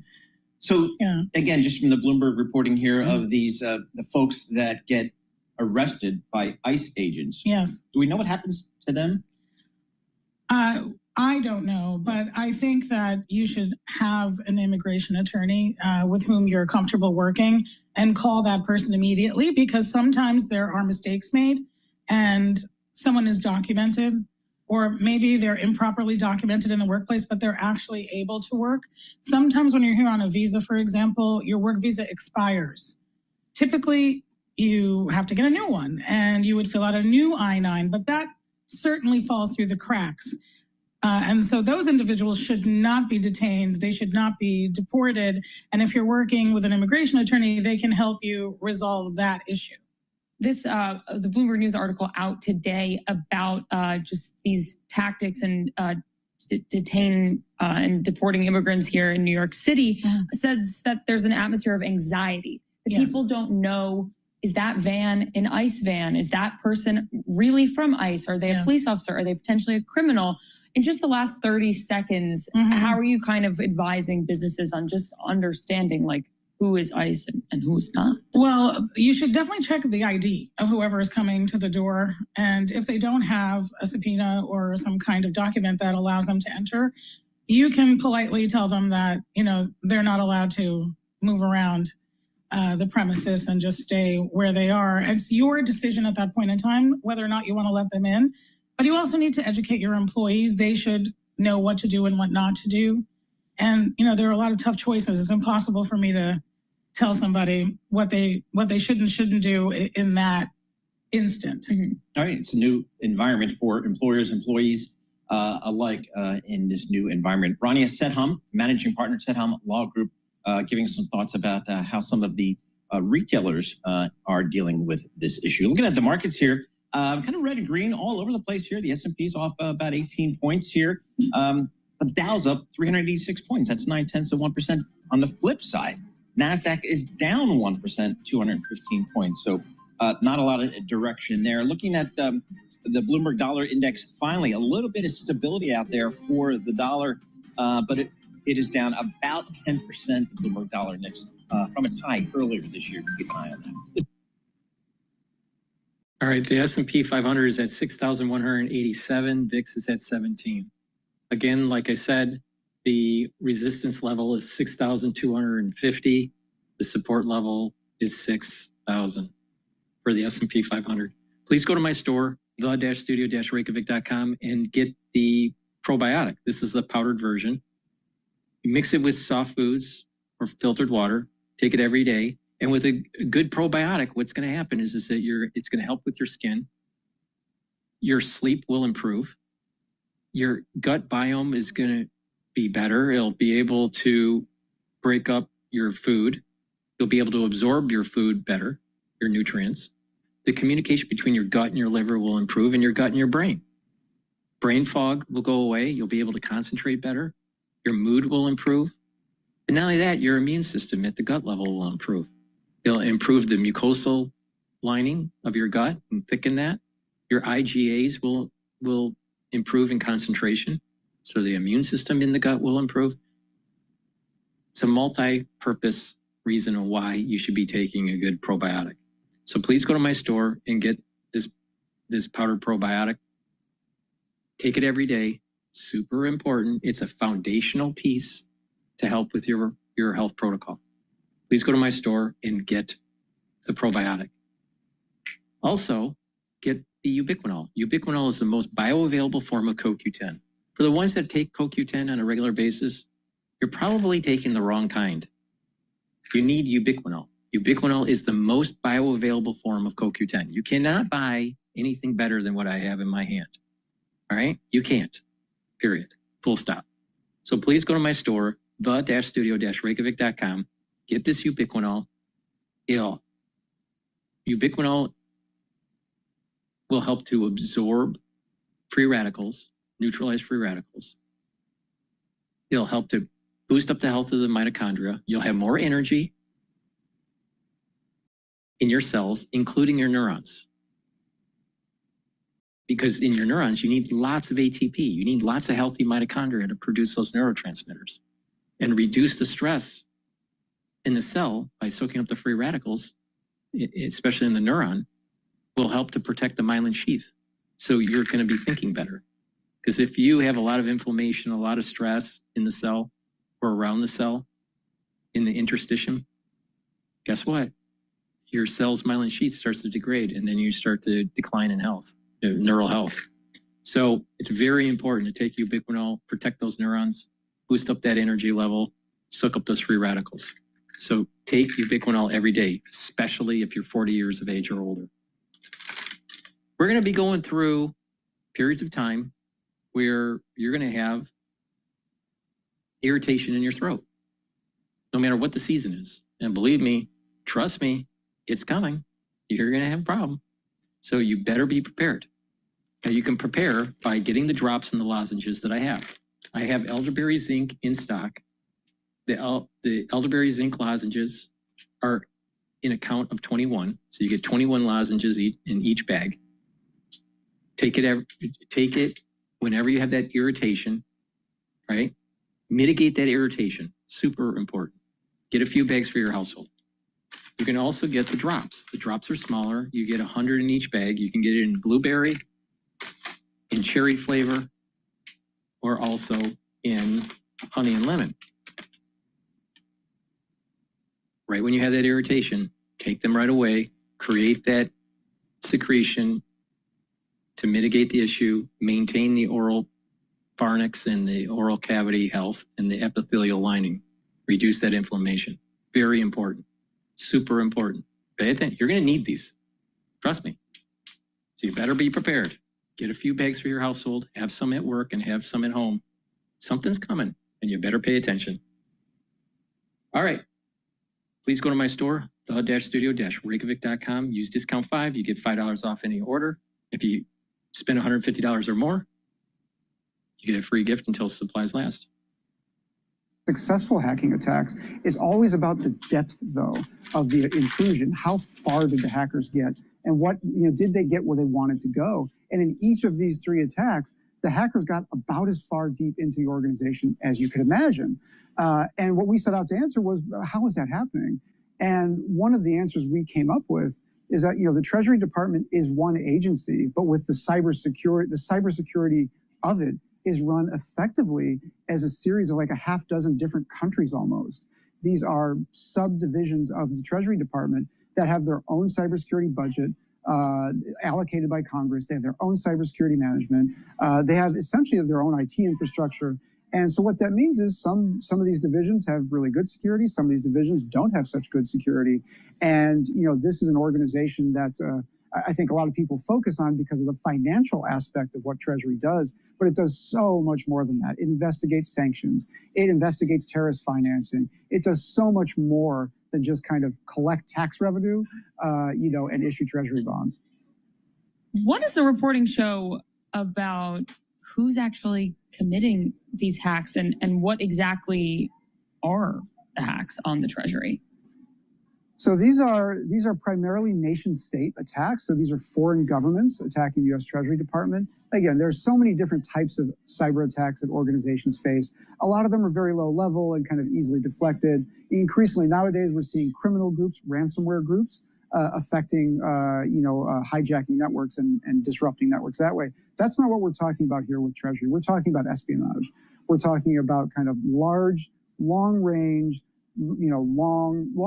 cyber espionage, where these are foreign government-backed actors whose purpose is spying on data. So in the latest breach, the Office of the Comptroller of the Currency, that's the regulator of America's national banks, had its email system hacked for almost 2 years. So for almost 2 years, a cyber attack group, which hasn't been identified yet, was conducting very advanced cyber espionage on the emails and the communications of America's national bank regulator.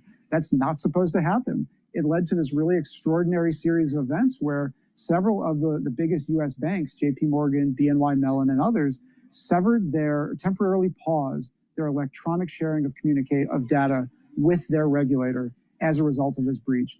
That's really extraordinary to have a regulated entity tell their regulator, your network is not safe enough for me to transmit data to. That was the incident that really compelled us to take a deeper look at this and try to figure out what's going on at Treasury. And I might add as well, this is at a time that Congress has allocated hundreds of millions of additional dollars to Treasury to enhance their cybersecurity. And they've spent that money. They have done things, but they have still not been effective fully in preventing these attacks. I noticed in your reporting, Jordan, there's been a lot of, I guess, turnover or departures by senior cybersecurity people within the Treasury Department. Did that have any role in this, do we think? That's right. So another interesting aspect of the reporting is that, Treasury's senior most cybersecurity officials, from the chief technology officer and the chief information officer and all of their deputies, there have been, more than a half dozen of these individuals who have left Treasury since the Trump administration took office. A lot of the attention with Elon Musk and the Doge group has been focused, understandably, on the layoffs. This is not a case of layoffs. This is primarily a case of buyouts. So when the Doge group, has offered buyouts to large numbers of government employees, what's happened at Treasury is almost all of the senior most cybersecurity officials have taken the buyout. And what we've been told is that, in fact, some of those individuals may have even supported the Doge effort and the idea that, consolidating Treasury's IT infrastructure would help improve security. But all of those folks are gone. So the cybersecurity leadership at Treasury is almost entirely gone, at a time where it's facing kind of unprecedented levels of cyber attacks and successful cyber attacks. All right, Jordan, fascinating reporting with you and your team. Jordan Robertson, cybersecurity reporter for Bloomberg News, based in London. The big take story is trio of hacks at Treasury exposes pattern that has banks nervous. It's a big take. You can always find that on the Bloomberg terminal, or you can go to bloomberg.com/big takes. For our listeners in the U.S., a reminder, you can listen to us via satellite radio on Sirius XM channel 121, access the world's only global audio business network, coast to coast, 24 hours a day. Stay with us. Your top stories and global business headlines are coming up right now in a market that is decidedly mixed. The S&P down 12 points, the Dow up 420 points, the NASDAQ down 200 points. We'll have continued coverage throughout the afternoon. This is Bloomberg.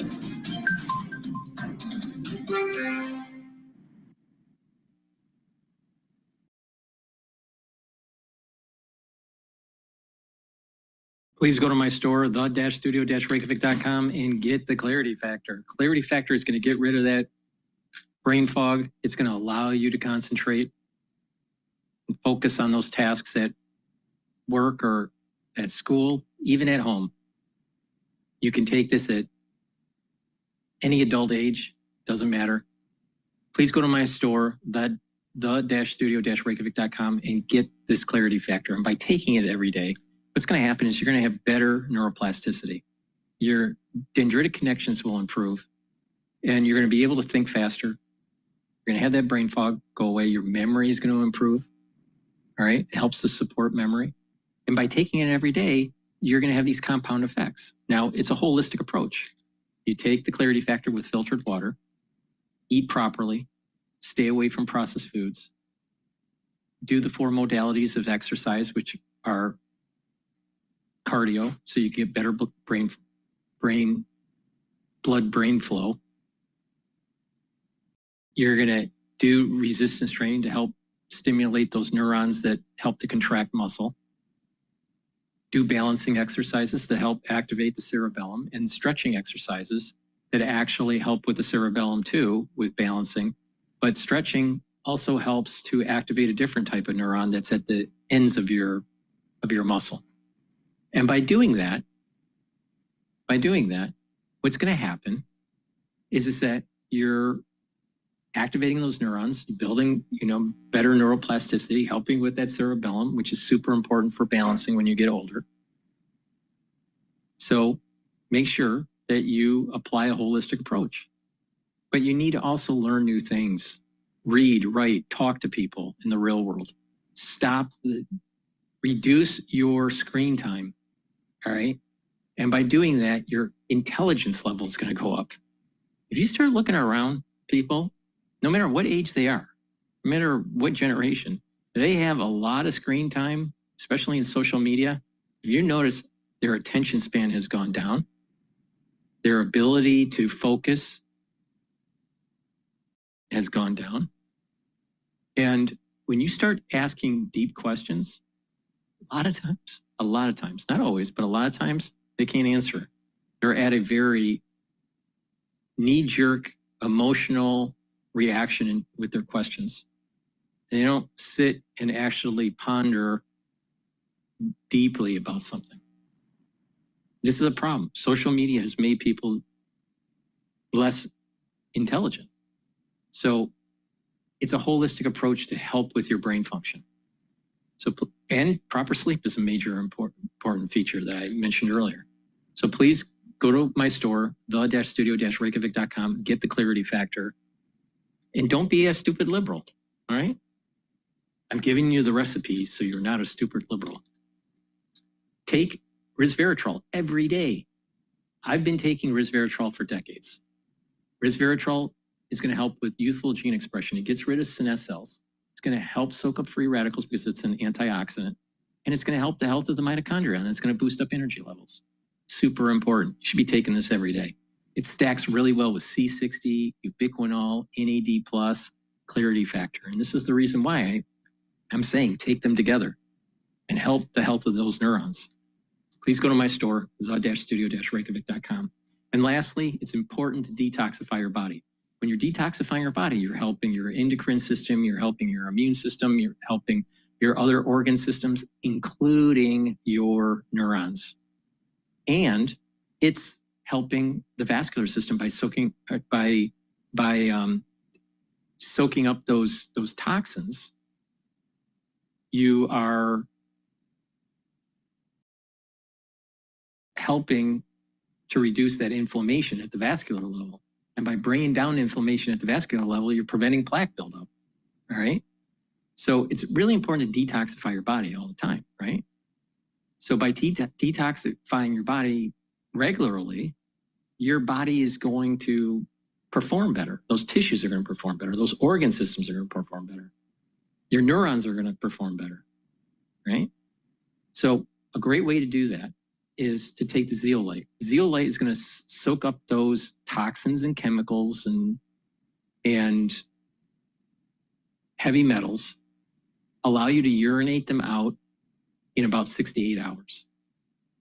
So take 3 small drops underneath your tongue and drink filtered water. Do that every day. When you do that, you're soaking up, you're binding those heavy metals, toxins, and chemicals, and you're urinating them out.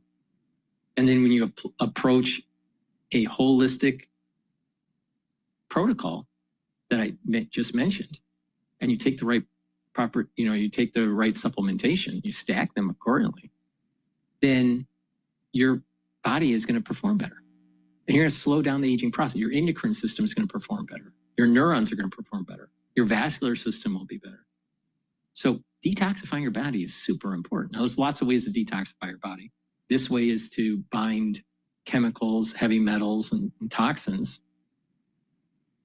Now, some people prefer to take a more intense detox, maybe once or twice a year. Now, to do that, take 5 small drops or 10 small drops underneath your tongue, drink it with filtered water, and do that every day until the bottle's done. Do that once or twice a year. But I prefer to do the 3-drop method. 3 drops underneath your tongue, drink the filtered water, and do that every day. So please go to my store, the-studio-reykjavik.com, and get the zeolite. Bind those heavy metals, toxins, and chemicals, including forever chemicals. Very important. But also to help detoxify your brain, your central nervous system, you need proper sleep. You need to drink filtered water. You need to eat properly. Stay away from chemicals that may be disrupting your endocrine system or your immune system. So chemical cleaning agents around your house, if you can eliminate them or put them in double layering containers and reduce the outgassing of those ingredients, that will mitigate the problems. Because if you have paints in your basement or in your garage, you're breathing those in over time. You may not smell it, but you're breathing that in, and it is disrupting your endocrine system and your immune system. And these chemicals get into your body, and sometimes they stay there, and you need a little bit extra help to get them out of your body. Now, some things you can't get rid of at all. Nanoplastics and microplastics, you can't. But some of these forever chemicals and these heavy metals and toxins you can bind and urinate them out. But you have to detox and detox regularly, but you also have to clean your environment. If your exposure to these substances are chronic, you have chronic exposure to these substances, then your accumulation in your body is going to be far greater. But if you reduce your exposure and you detox, your body is going to perform better. So please go to my store, the-studio-reykjavik.com, and get the zeolite and bind those toxins and chemicals and heavy metals. Very important. And lastly, heirloom barley. Heirloom barley is a dense, protein-dense powder. All right. This is a month's supply. You take a scoop a day, mix it with soft foods, filtered water, a smoothie, or even with milk. Take it every day, and what it does is it detoxifies your body. It's another great way to detoxify your body. You can use this with the zeolite if you want. In addition, it brings down inflammation. That's super important for recovering after a workout, reducing inflammation at the joints if you have osteoarthritis, or bringing down inflammation even at the vascular level, right? By bringing inflammation down at the vascular level, you're reducing plaque formation, and at the cerebral level, and the brain level. If you're reducing inflammation at the brain level, then you're reducing the degradation of the actual myelin sheath. And a lot of people don't realize that people can get inflammation in the brain. And when you have brain inflammation, it disrupts the myelin sheath of the neurons, and neural decline accelerates. Well, you want to reduce that. You want to reduce that inflammation. And also reducing inflammation helps with your immune system and your endocrine system. So this is very powerful stuff. In addition, you can soak up free radicals with superoxide dismutase. And by soaking up those free radicals, your cells will perform better, your tissues will perform better. And soaking up free radicals at the vascular level, you're reducing plaque formation. And soaking up free radicals at the neural level is going to help the health of your neurons. So it's boom, this heirloom barley is super important to help to detoxify and bring down that inflammation and soak up those free radicals. And again, you can stack this. You can stack this with the resveratrol, right? And you can stack it with the clarity factor to help you to focus, and stack it with the zeolite to help with the detox.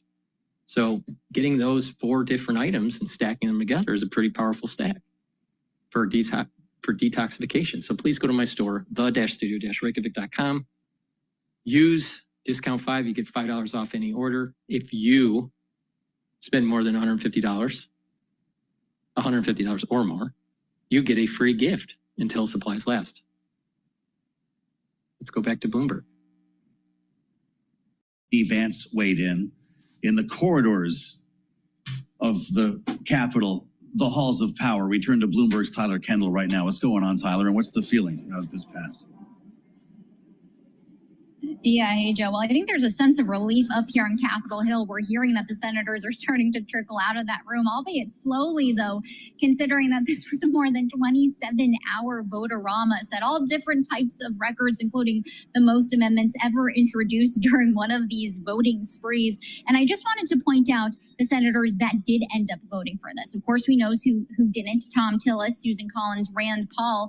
But it's interesting to see that most of those fiscal hawks ended up getting on board with this plan. Now, the last minute developments, as you were just talking about with Bloomberg's Mike Dorning, include cutting this controversial tax when it comes to solar and wind energy projects, also revising a food aid carve out for Alaska. And I bring that up because, of course, that got Senator Lisa Murkowski on board. And it was interesting because one of our reporters caught up with Rand Paul after the vote, who said in the end, they added more subsidies to the bill for Alaska to get Murkowski's vote. Of course, he didn't vote for this because he wanted to see more spending cuts, also wouldn't vote for anything that lifts the debt ceiling in such a significant way. But that brings me to the next point, which is that when it does come to those fiscal hawks, perhaps this bill could face a little bit more pressure when it gets to the House chamber. We are expecting a critical vote in the Rules Committee later on today. It is expected to pass, but Joe, what we're really watching for is how the debate is going to unfold once this bill gets to the full House floor, whether or not those House Freedom Caucus members really dig in their feet for more substantial changes. Yeah, this is fascinating. That Rules Committee hearing ought to be a doozy. Tyler, just procedurally here, it sounds like the Senate did jam the House. They cannot make any changes on this bill or it has to go back, right? So it's a take it or leave it situation. Right, exactly. This was designed not to essentially ping pong between the two chambers, which is why I'm watching really closely how the administration and the White House gets involved here. Because, Joe, you'll recall once this had passed the House back in May, House Speaker Mike Johnson came out and he said that he thought some of his hardline members could get on board if they were offered some sort of executive orders out of this White House. So we're going to be watching really closely as President Trump does work the phones, makes, of course, his primary challenges on different social media platforms. If we do get any firmer sense on whether or not there's been commitments to perhaps do another reconciliation package down the line, though it's hard to imagine how that would get done, or if there would be some sort of revenue raiser or cost-saving executive order that could come out of the administration. All right, stand by, Tyler, for a moment. This is great reporting as we learn real time exactly what went on with this Senate vote. Mike Dorning, the majority leader, is speaking. John Thune, hopeful the House can pass the tax bill after the Senate passage. We knew that he was in touch with Speaker Johnson. Or do we assume this is going to pass? Or do we have a problem in the House? There's a potential problem, and it could, slip past the July 4th deadline. Yeah. Remember, at the end of the day, that doesn't matter. They can't change a lot here, though. But they want it done by July 4th. And that, although it's just because Trump says so, that lets them put a lot of pressure on people to cave now. And I think that they will put that pressure on, make those promises like Tyler was talking about to get them on board now. They're on the cusp of the legislative centerpiece for Trump's agenda. He just wants to get this done while it can get done. Don't wait. That's the old thing in Washington. When you can get it done, get it done. Right. Don't wait. I want to just also remind everybody that this is not you're seeing on your screen, you're hearing us talk about this passing the Senate. This is only the next leg in the process. This is going to go to a House vote that we're talking about here with Mike Dorning. That would be final passage. Then the president presumably signs this on the 4th of July. Do we have a sense of what went on with the idea of a wraparound amendment? There was going to be a final vote that brought this back closer to the House. Did that happen, or did he decide not to pursue it? There was a wraparound amendment. It didn't bring it back that much closer to the House, but that's where some of those tweaks, like taking out that excise tax on solar and wind, the fix on the food aid so that Alaska's food aid doesn't get cut as much as some other places. Things like that all happened in that wraparound amendment, which we were just getting as they were voting on it. So trying to report out what's really in there is still going on. I'd love to go back to Tyler Kendall, if Tyler is standing by here, with the idea of next steps. Tyler, have House members already been told to get back to town? They are technically on recess here, right? Yeah, I believe they have been, actually, because one of our colleagues caught up with Chip Roy. I'm trying to find it in our chat here, but he did appear to gaggle with some reporters on the House side. He said he doesn't have a bill yet, so he can't give full comment on exactly what he's going to be against, but he did point to concerns about the buyouts of Alaskans, he said, apparently taking issue with the provision that ultimately helps to get Lisa Murkowski on board. We are watching those more vocal members, particularly when it does come to the likes of Chip Roy, also Ralph Norman. Of course, one whose vote we're not expecting to be swayed, Joe, is Thomas Massie, who has really come into the limelight in really recent days, considering that President Trump had his political arm had officially launched a super PAC into primarying him. But then we got the headline out of Elon Musk last night that he does intend to throw some campaign funding behind Thomas Massie, as it appears that debate has really put Republicans here on Capitol Hill between President Trump and the largest U.S. political donor of the 2024 cycle, who gave more than $290 million to both the White House, but also those down ballot races. Yeah, this feud has lit up again. We're going to talk to Ed Ludlow about that in a bit. We just got a statement from the Speaker of the House. Mike Johnson says the House will work quickly to pass one big, beautiful bill enacting President Trump's full America First agenda by the 4th of July, referring to the American people, giving a clear mandate after 4 years of what he calls Democrat failure. What do you think? The president does this while the fireworks are going off in Washington? Or he could time the fireworks right after he signs it. Press the button. They had told the Senate Republicans to be back tomorrow. So they're Got going it. to start work on it tomorrow. Right, so House Republicans will be on the floor tomorrow. Tomorrow. All right. And the Rules Committee's meeting this afternoon. Gotta love having Mike Dorning and Tyler Kendall in the clutch. Thank you so much, Mike, from our Capital Influence team. The bill is passed the Senate. Now it goes back to the House. Stay with us on Bloomberg.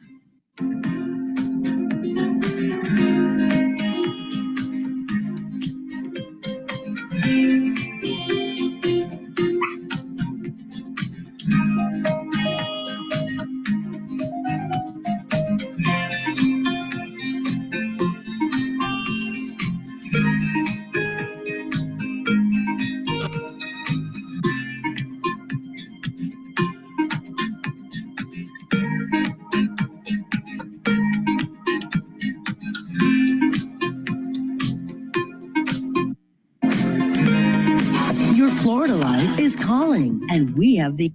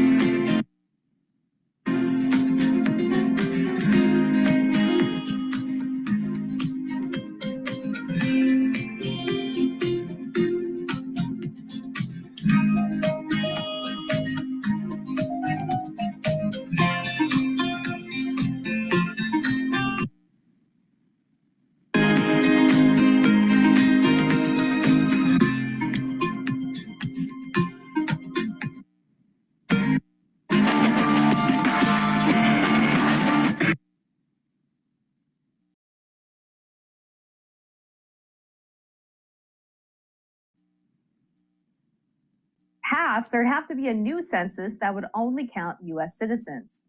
She continued on X, upon completion of the census, the bill will direct states to immediately begin a redistricting of all U.S. House seats process using only the population of U.S. citizens. Thank you, President Trump, for your strong support of my bill, making American elections great again. In 2024, the House passed a similar bill, but the Democratic-controlled Senate refused to take it.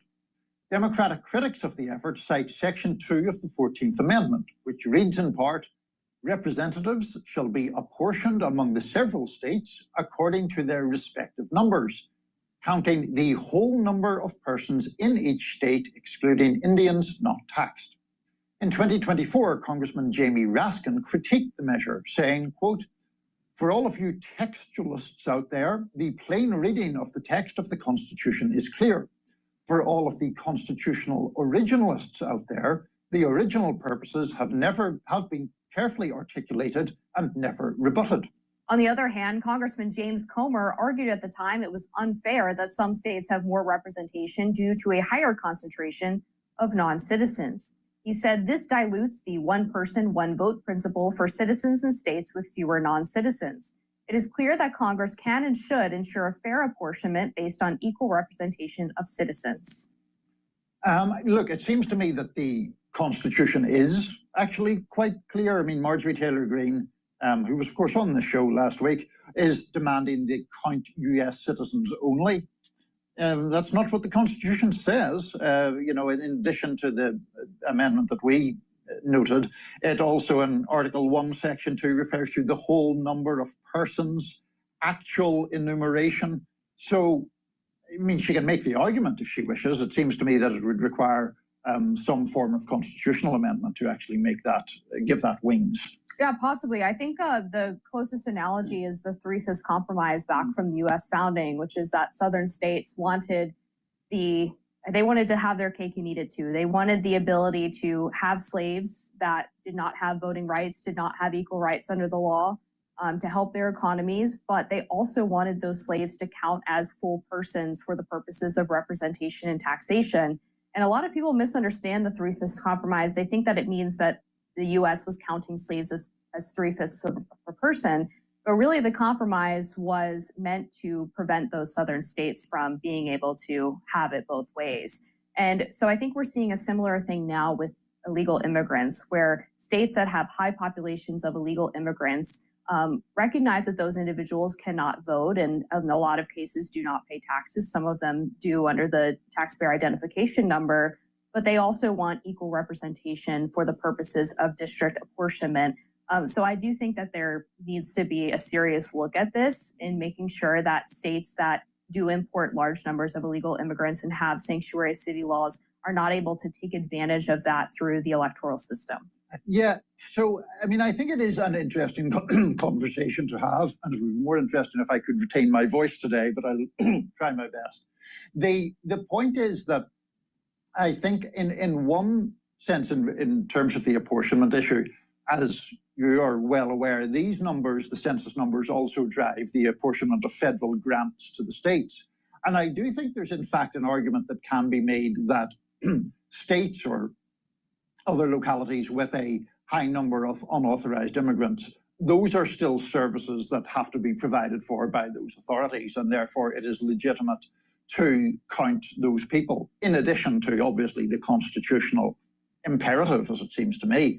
The other point, though, about asking this is that this has come up before, and it has been it was rejected in 2019. One of the reasons it was rejected was that the idea that when you ask that question in modern times, you reduce the number of people who respond to the census, and that then has all sorts of negative impacts. One of them being that you could ultimately end up in effect reducing the power, the enfranchisement of people who are in fact US citizens living in what are called mixed status households. In other words, where other people in the household are illegal or unauthorized. One migration think tank estimates 3.9 million households have both a US citizen member and somebody who is here without authorization. So the danger, I think, is that generally speaking, people are not going to snitch on census forms on their spouse or parent, but then in doing that, do they just not participate in the census, and therefore you create the problem that you're ostensibly trying to remedy? Yeah, I think ideally the census could have... With Asana, AI teammates can pull real-time data and help keep work on track, so every team can work smarter and faster. Asana, the #1 AI work management platform. Try for free today at asana.com.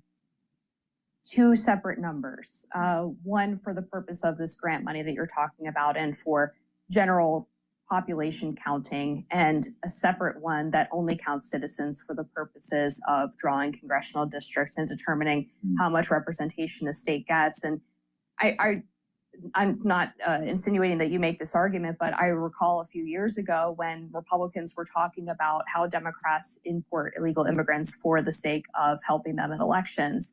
That was often misinterpreted to mean that Republicans believed that illegal immigrants could vote in federal elections. And it's more the argument that Marjorie Taylor Greene is making where, well, if you are in California and you have, let's say, 2 million illegal immigrant residents, then you get more representation in Congress and more votes in the Electoral College, which is how you influence elections by importing illegals.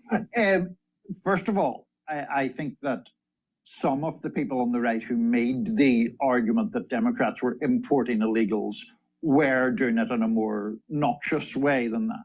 Now, that doesn't take away from the fact that there is the argument that you just described. One of the difficulties for that is it's not at all clear that that benefit would only accrue to Democratic states. Texas is one of the states which benefits from that factor by about 1 congressional seat, it is estimated. The other thing is that there are very exaggerated claims made about the extent to which that has a difference. Our old friend Elon Musk has claimed that up to 20 Democrats would lose 20 Democratic seats if a thing that is like Greens was enacted. And there's just no evidence for that at all. There's an academic study done that suggested that in most recent censuses, the most number of seats that would have changed were 2. There was one census in 2010 that may have changed 5 seats. I understand the principle, and I understand the argument that, well, it's the principle that matters rather than the number. Fair enough, but I do think it's worth noting that there are sometimes exaggerated claims made about the effects of that. Yeah, and I think, the counter to that would be even 2 to 5 seats, as we see right now in Congress, is a significant amount. Republicans have a slim majority in both houses. The Democrats have had slim majorities before. That can make a huge difference in passing legislation. And my fundamental feeling about this, and I think the feeling of a lot of Americans, is if you're not a constituent, if you're not someone who is either paying taxes or has the ability to even participate in elections, then you shouldn't be represented by a politician. It's a difficult one, Amber, because I think that we already have, obviously, unauthorized migrants severed from the ability to vote for a politician. But that seems to me different from the fact that the politician is still representing the collective interests of her or his district. And if those collective interests include a significant proportion of people who are undocumented, I don't love the word undocumented, actually, unauthorized, then I think it is still fair to count them. Actually, I think that the separation between the right to vote and the broader issue of who the politician represents is a distinction worth making. Yeah, I guess my pushback on that would be that politicians should represent the people, meaning the American people. Yeah, well, I mean, that's the law says that it should be enumerated according to the whole number of persons in each state, so it doesn't agree with you thus far. Why is Congresswoman Alexandria Ocasio-Cortez under federal investigation? We'll tell you next on Rising. Please go to my store, the-studio-reykjavik.com, and get this stack to help with your cardiovascular health and also your bone density. Let's talk about the bone density first. Make sure you take in calcium. I drink milk, but some people take calcium supplements. Make sure you have some magnesium in your diet or through supplementation. You can get that from my store, the-studio-reykjavik.com, and that will help with the efficacy of D3. But taking D3, super important to absorb calcium. It also helps with getting cells to go into apoptosis, and vitamin D3 helps as a gene expression cofactor. Super important. D3 is super important, multi-purpose. But when you do resistance training with D3 and you're taking in calcium, you're going to get denser bone. But it works even better when you take the K2, the vitamin K2, MK7 molecule.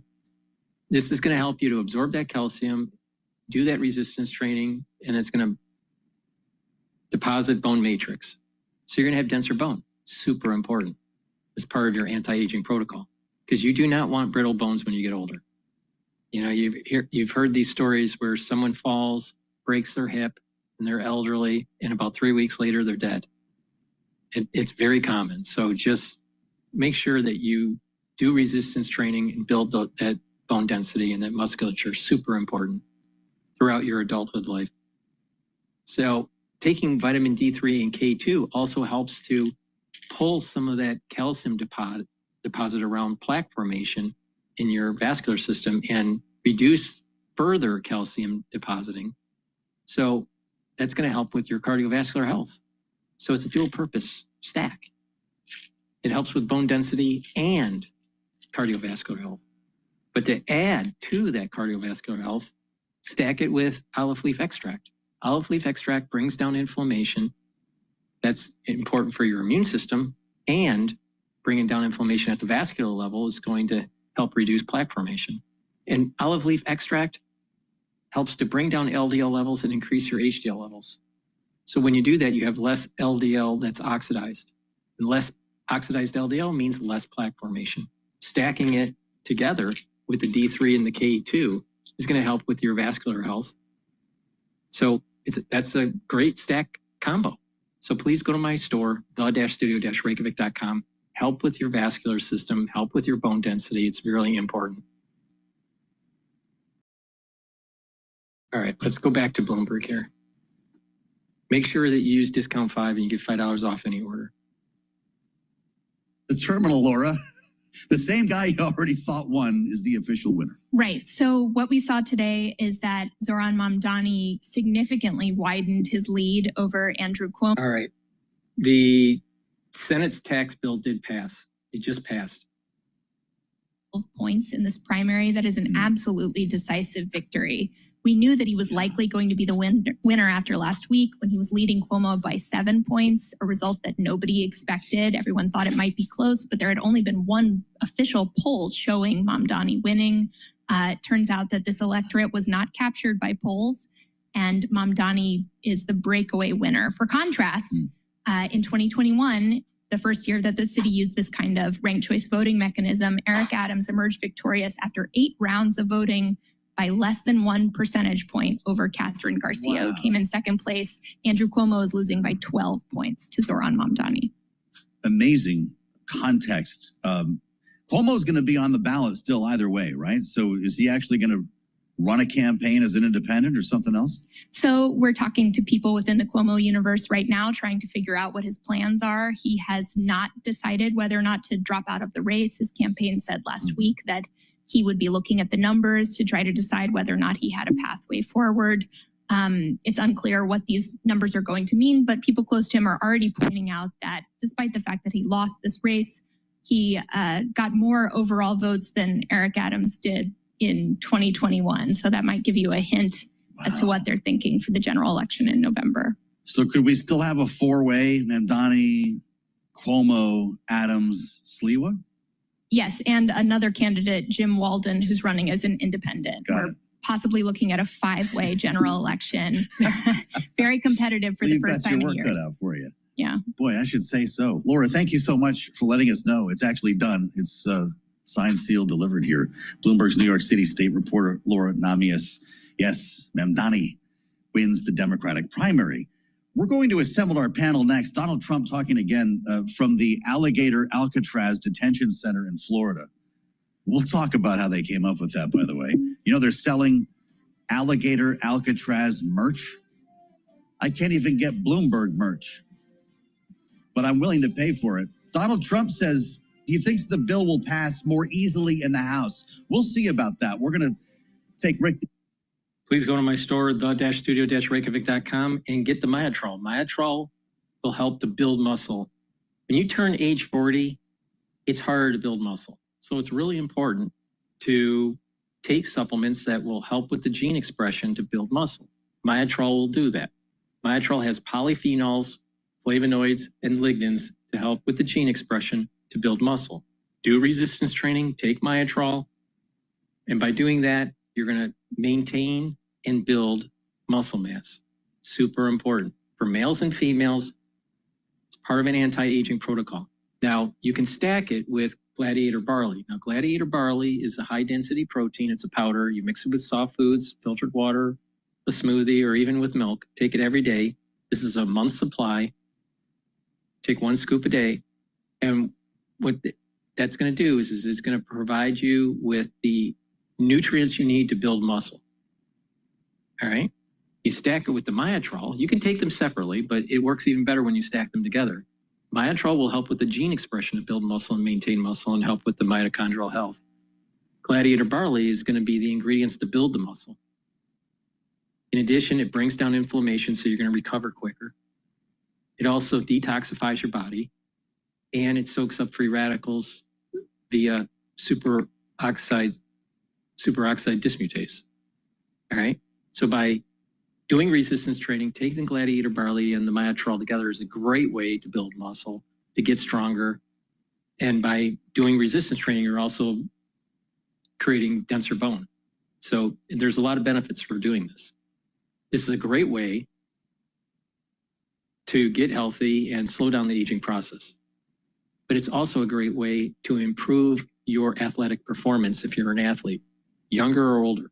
So please go to my store, the-studio-reykjavik.com, get the Gladiator barley and the Myotrol, stack them together to get the best benefit. You can take them separately, but by stacking them together, you get the highest efficacy in terms of building muscle. Please go to my store, the-studio-reykjavik.com. Use discount 5. You get $5 off any order. If you spend $150 or more, you get a free gift until supplies last.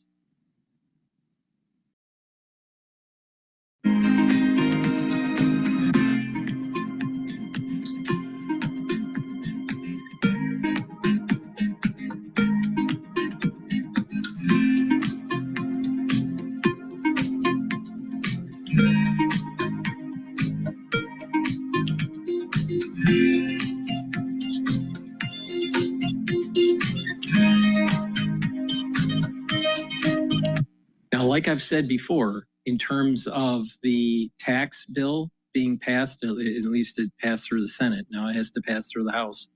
But if it gets passed in the House and everything's okay, then it's going to be an accelerant for the equity market.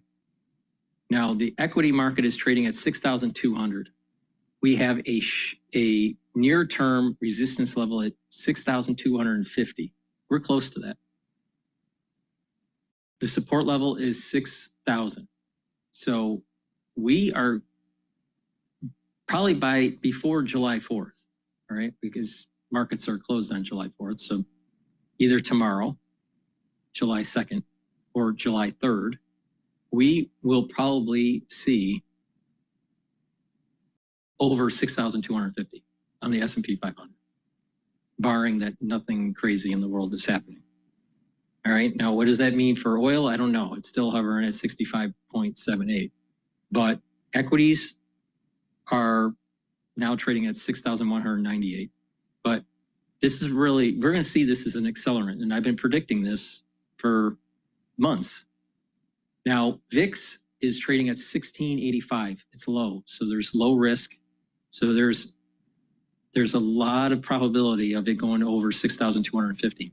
Now, aren't you glad that you listened to me if you invested during that correction that took place? And not the people that said, oh, stay out of the equity market or go into, you know, something else like gold or emerging markets or the European Union or China. No, I said, stick with it, dollar cost average in, or, you know, place new capital during that upswing and you're going to gain a lot of money. And that's, you know, and this is going to happen again with this tax bill too. So just pay attention. As long as nothing crazy happens with tariff news or issues with Iran, we should see tomorrow most likely above the 6,250 mark, especially if they pass the bill. Right now, still up by 423 points, up by 1%. A decidedly mixed market, though, with the S&P 500 index retreating from a record now down 61.97, a drop there of 0.1%, while NASDAQ is down 144 points for the NASDAQ Composite Index, down 0.7%. A rally that drove stocks to records lost steam. Bond yields rose as an unexpected increase in job openings dimmed the outlook for Fed rate cuts. The 10-year now at 4.26%, with the 2-year 3.77%. Gold up $39 the ounce to $33.42, up 1.2%. And West Texas Intermediate crude up 0.9%, $65.71 a barrel. We've got Tesla shares now down by 4.4%. President Trump is threatening to withdraw government subsidies from Elon Musk's companies and examine the billionaire's immigration status after the Tesla CEO ratcheted up his criticism of the president's tax and spending bill. So potentially, what is at stake for Musk and his empire? Ed Ludlow is the co-host of Bloomberg Tech. He was a guest moments ago right here on Bloomberg Balance of Power. It's about $25 billion to $40 billion, but it is across subsidies, grants, and contracts. And I think what the president's kind of alluding to here is saying, well, if Doge were to review that, remember Elon Musk kind of was the founding, one of the founders of Doge and is since departed after his term ended. That's what would be reviewed. Bloomberg's Ed Ludlow. Meanwhile, Elon Musk has assumed oversight of sales in Europe and the United States. Tesla right now down by 4.3%. Recapping, S&P lower, down 0.1%, just part of the market story today, with the Dow surging 0.9%, up 407 points. And Balance of Power continues right now. Back to go to Washington. Once again, your host is Joe Matthew. Okay, Charlie, thanks so much. Watching Wall Street for us here on Balance of Power, live from Washington, where we have just heard from the majority whip in the House. Yeah, Tom Emmer says there will be a vote tomorrow in the House, following passage today in the Senate. If you're just joining us, they got it done in the upper chamber. I'm guessing no one has slept yet. Remember the vote-a-rama started 9 o'clock yesterday morning? It didn't really. They ended up tooling around with procedural votes all day into the evening when the vote-a-rama actually began. And just after 12 noon, on this vote, we got a tally on this vote. 50. The nays are 50. The Senate being evenly divided, the Vice President votes in the affirmative. The bill as amended is passed. That's the Vice President. J.D. Vance was required to make it happen with a 50-50 vote here, and the tiebreaker. If you're with us on YouTube, you see some very sleepy people milling around. And so there we have it. The big, beautiful bill, or at least the version it took over the course of last evening, has now passed the Senate, and it goes back to the House in a slightly different form. And there are a lot of concerns about exactly how this is going to work. If you ask members of the House Freedom Caucus, they're deeply worried about this. It cuts $1.5 trillion in exchange for $4.5 trillion in tax cuts, which is $500 billion short of the savings that some of the fiscal hawks said they needed to see to get to a yes. But now again, Tom Emmer says we're going for it tomorrow. The next 24 hours are going to be critical if they want to meet the president's July 4th deadline. And I think that Rick and Jeannie will both tell you that doesn't need to happen. But the optics here are important for this president. And so we should assemble our political panel. With us the day after, Bloomberg Politics contributors Jeannie Shanzano and Rick Davis. Jeannie is Senior Democracy Fellow with the Center for the Study of the Presidency and Congress. Rick is partner at Stone Court Capital, our Republican strategist. And so I'll start with you, Rick. John Thune got it done. What does it say about the leader and the way this all played out in the last 24 hours? Yeah, there were a lot of doubters last night at about 2 o'clock in the morning, as you were watching, it sounds like, from your living room, as to whether or not they could get that one extra vote. I mean, it was really a battle of deals that Thune was trying to articulate between Susan Collins and Lisa Murkowski.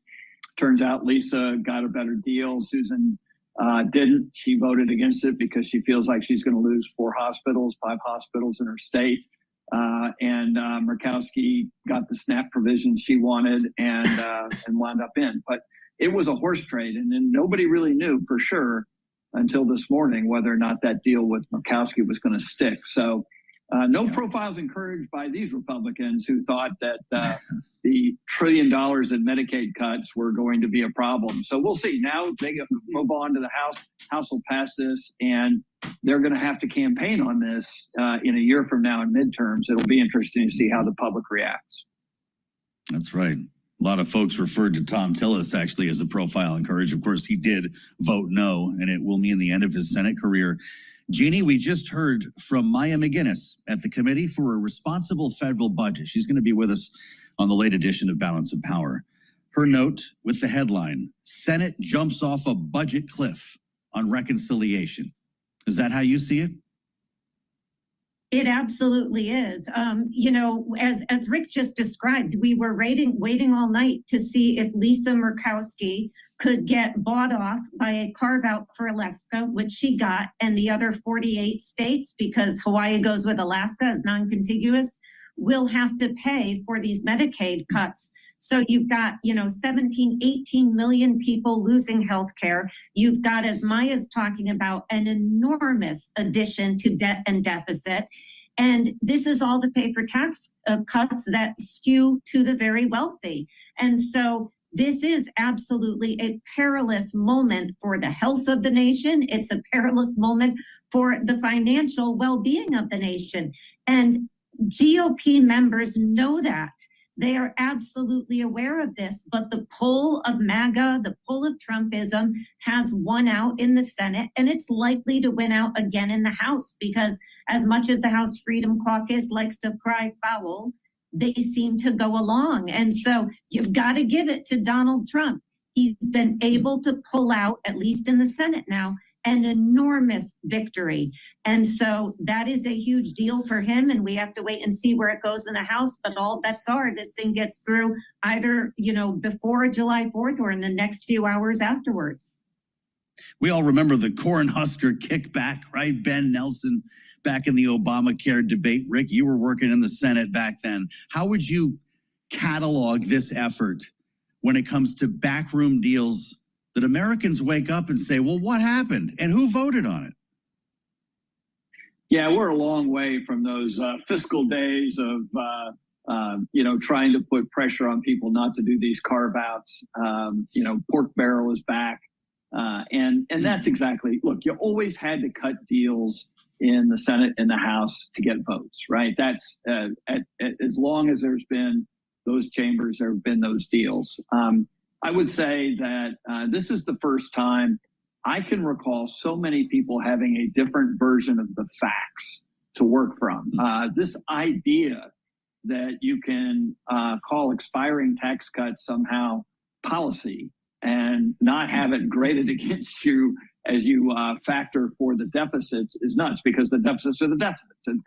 And so we just added $1 trillion a year in interest on the national debt. And I think all of these guys, there's no deal that can be cut that's going to put that thing in the rearview mirror. So I'm not surprised by the deals.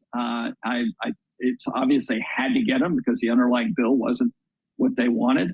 But at the end of the day, what I think everyone's going to remember from this is that at a time when everyone agrees that we are spending too much money in Washington, D.C., we just spent significantly amount more. Rick Davis says pork barrel is back. Jeannie, that's something to say in the middle of this conversation when this was supposed to be an effort to cut government spending. You know what Elon Musk says? If it's the last thing he ever does on this earth, he says he'll be helping to pay for the primary challenges against Republicans who voted for this bill. Before we get that far, though, we've got to go to the House, and there's no guarantee this is going to pass tomorrow, is there?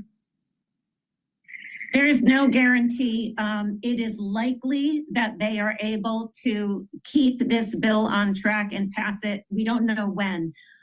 You just look at recent history. Every time somebody like Chip Roy has gone out very passionately and spoken out against a bill, he has caved. And, what's astonishing to me is I was rereading Josh Hawley's op-ed in the New York Times. What was it? We talked about it a couple months ago, saying these Medicaid provisions would destroy the party. And yet somehow he found his way to vote yes. And that's what seems to have happened in all of these cases. And another really astonishing part of where we are today, you go back to George Washington telling Thomas Jefferson, the Senate cools the House. We've talked about that repeatedly. That didn't happen here. The Senate heated things up, making it harder for Mike Johnson as he takes this bill back, right? I don't know what happened to George Washington's cooler Senate, but it's no longer cooler, Joe. It is hotter, and it's sending over a hotter bill. And yet, in all likelihood, this thing goes through because Donald Trump is going to be working these phones and his social media feed and twisting these arms to keep people besides Tom Massey in check. Well, that's really interesting the way you put that, Jeannie. Rick, maybe not so much the saucer that cools the tea in this case. What's going to happen in the House? Does Tom Emmer think he has the votes? Because there has been a pattern of bringing bills to the floor that fail. Yeah, I think they'll get the votes. It's interesting how they'll get them though, because as Jeannie said, Tom Massey's pretty significantly opposed to this, and obviously had been paying a big political price in a fight with the president over it. Nick LaLota, Jeannie's neighbor in New York, is saying to everybody who listened to him that SALT provisions weren't good enough for him, and he's going to vote against it. But of course, we heard that from all the SALT members until until they decided to change their mind without really getting much. So I think that leadership will get what they want. And again, I mean, Speaker Johnson deserves credit. He is the most underrated speaker in history, I think.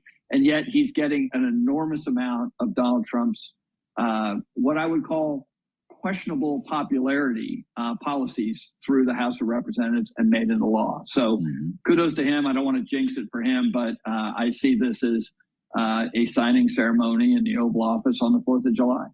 Boom goes the fireworks. That's right.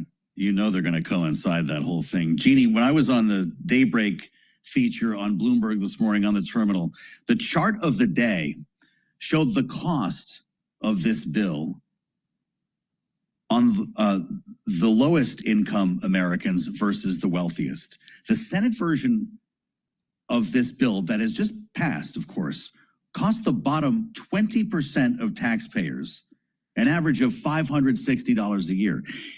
It will give an average boost of more than $6,000 a year to those on the top end. If those numbers are correct, this analysis coming from the Budget Lab at Yale University, by the way, would suggest Democrats have a pretty good story to tell for the midterms. How do you frame this so people understand it? Yeah, the work that they have done at the lab, and I know you and Kaylee interviewed the head of the lab yesterday, it's really worth looking at what they have come with, and it is objectively, it's construed, it is data that you can look at and mull over yourself. And it is very telling as to who this GOP Trump party is and what they are interested in. And so for the Democrats, it is going to be an issue of, can they tell this story? Can they tell a story? And I think one area they need to work on is to stop talking about this just as cuts to Medicaid. 25% of Americans are on Medicaid. That's a big number. But this bill impacts even people who are insured as costs will rise. So you have that story to tell. This is Donald Trump's Obamacare. This is his health care bill, and it is going to increase costs and remove about 17, 18 million people in a decade from the healthcare rolls. That's number one. Number two is the impact on green energy. We've got all these companies talking about building new AI platforms, et cetera. Our energy bills will go up because we don't have the energy we need going forward. And then you look at the debt and deficit we're giving to our children. It is enormous. And the funny math they're using to say this adds zero is laughable. And I heard Gary Peters saying this on the floor this morning when he was talking about the fact you just look at the bill itself. If there is no added cost, why are you raising the debt ceiling? And that tells you everything you need to know. Well, I'm going to just mention we're going to be joined by Ernie Tedeschi from the Yale Budget Lab in our... Please go to my store, the-studio-reykjavik.com, and get the C60. C60, you can get it in a 2 ounce, a 4 ounce, or an 8 ounce configuration. It is cheaper to get it in a higher ounce configuration. You can get it in avocado oil, MCT coconut oil, or extra virgin olive oil. C60 has to be in a lipid, an oil form to be able to absorb it properly. Take it on an empty stomach for best absorption. Take a teaspoon a day, every day. And by doing that, you're going to soak up free radicals. And by soaking up free radicals, your cells are going to perform better. The stress in the cell is going to go down. By soaking up those free radicals, you're going to help with the health of the mitochondria. Your ATP is going to go up. You're going to have more energy. Your immune system will improve. Your endocrine system will improve. Soaking up free radicals at the vascular level is going to help reduce oxidized LDL.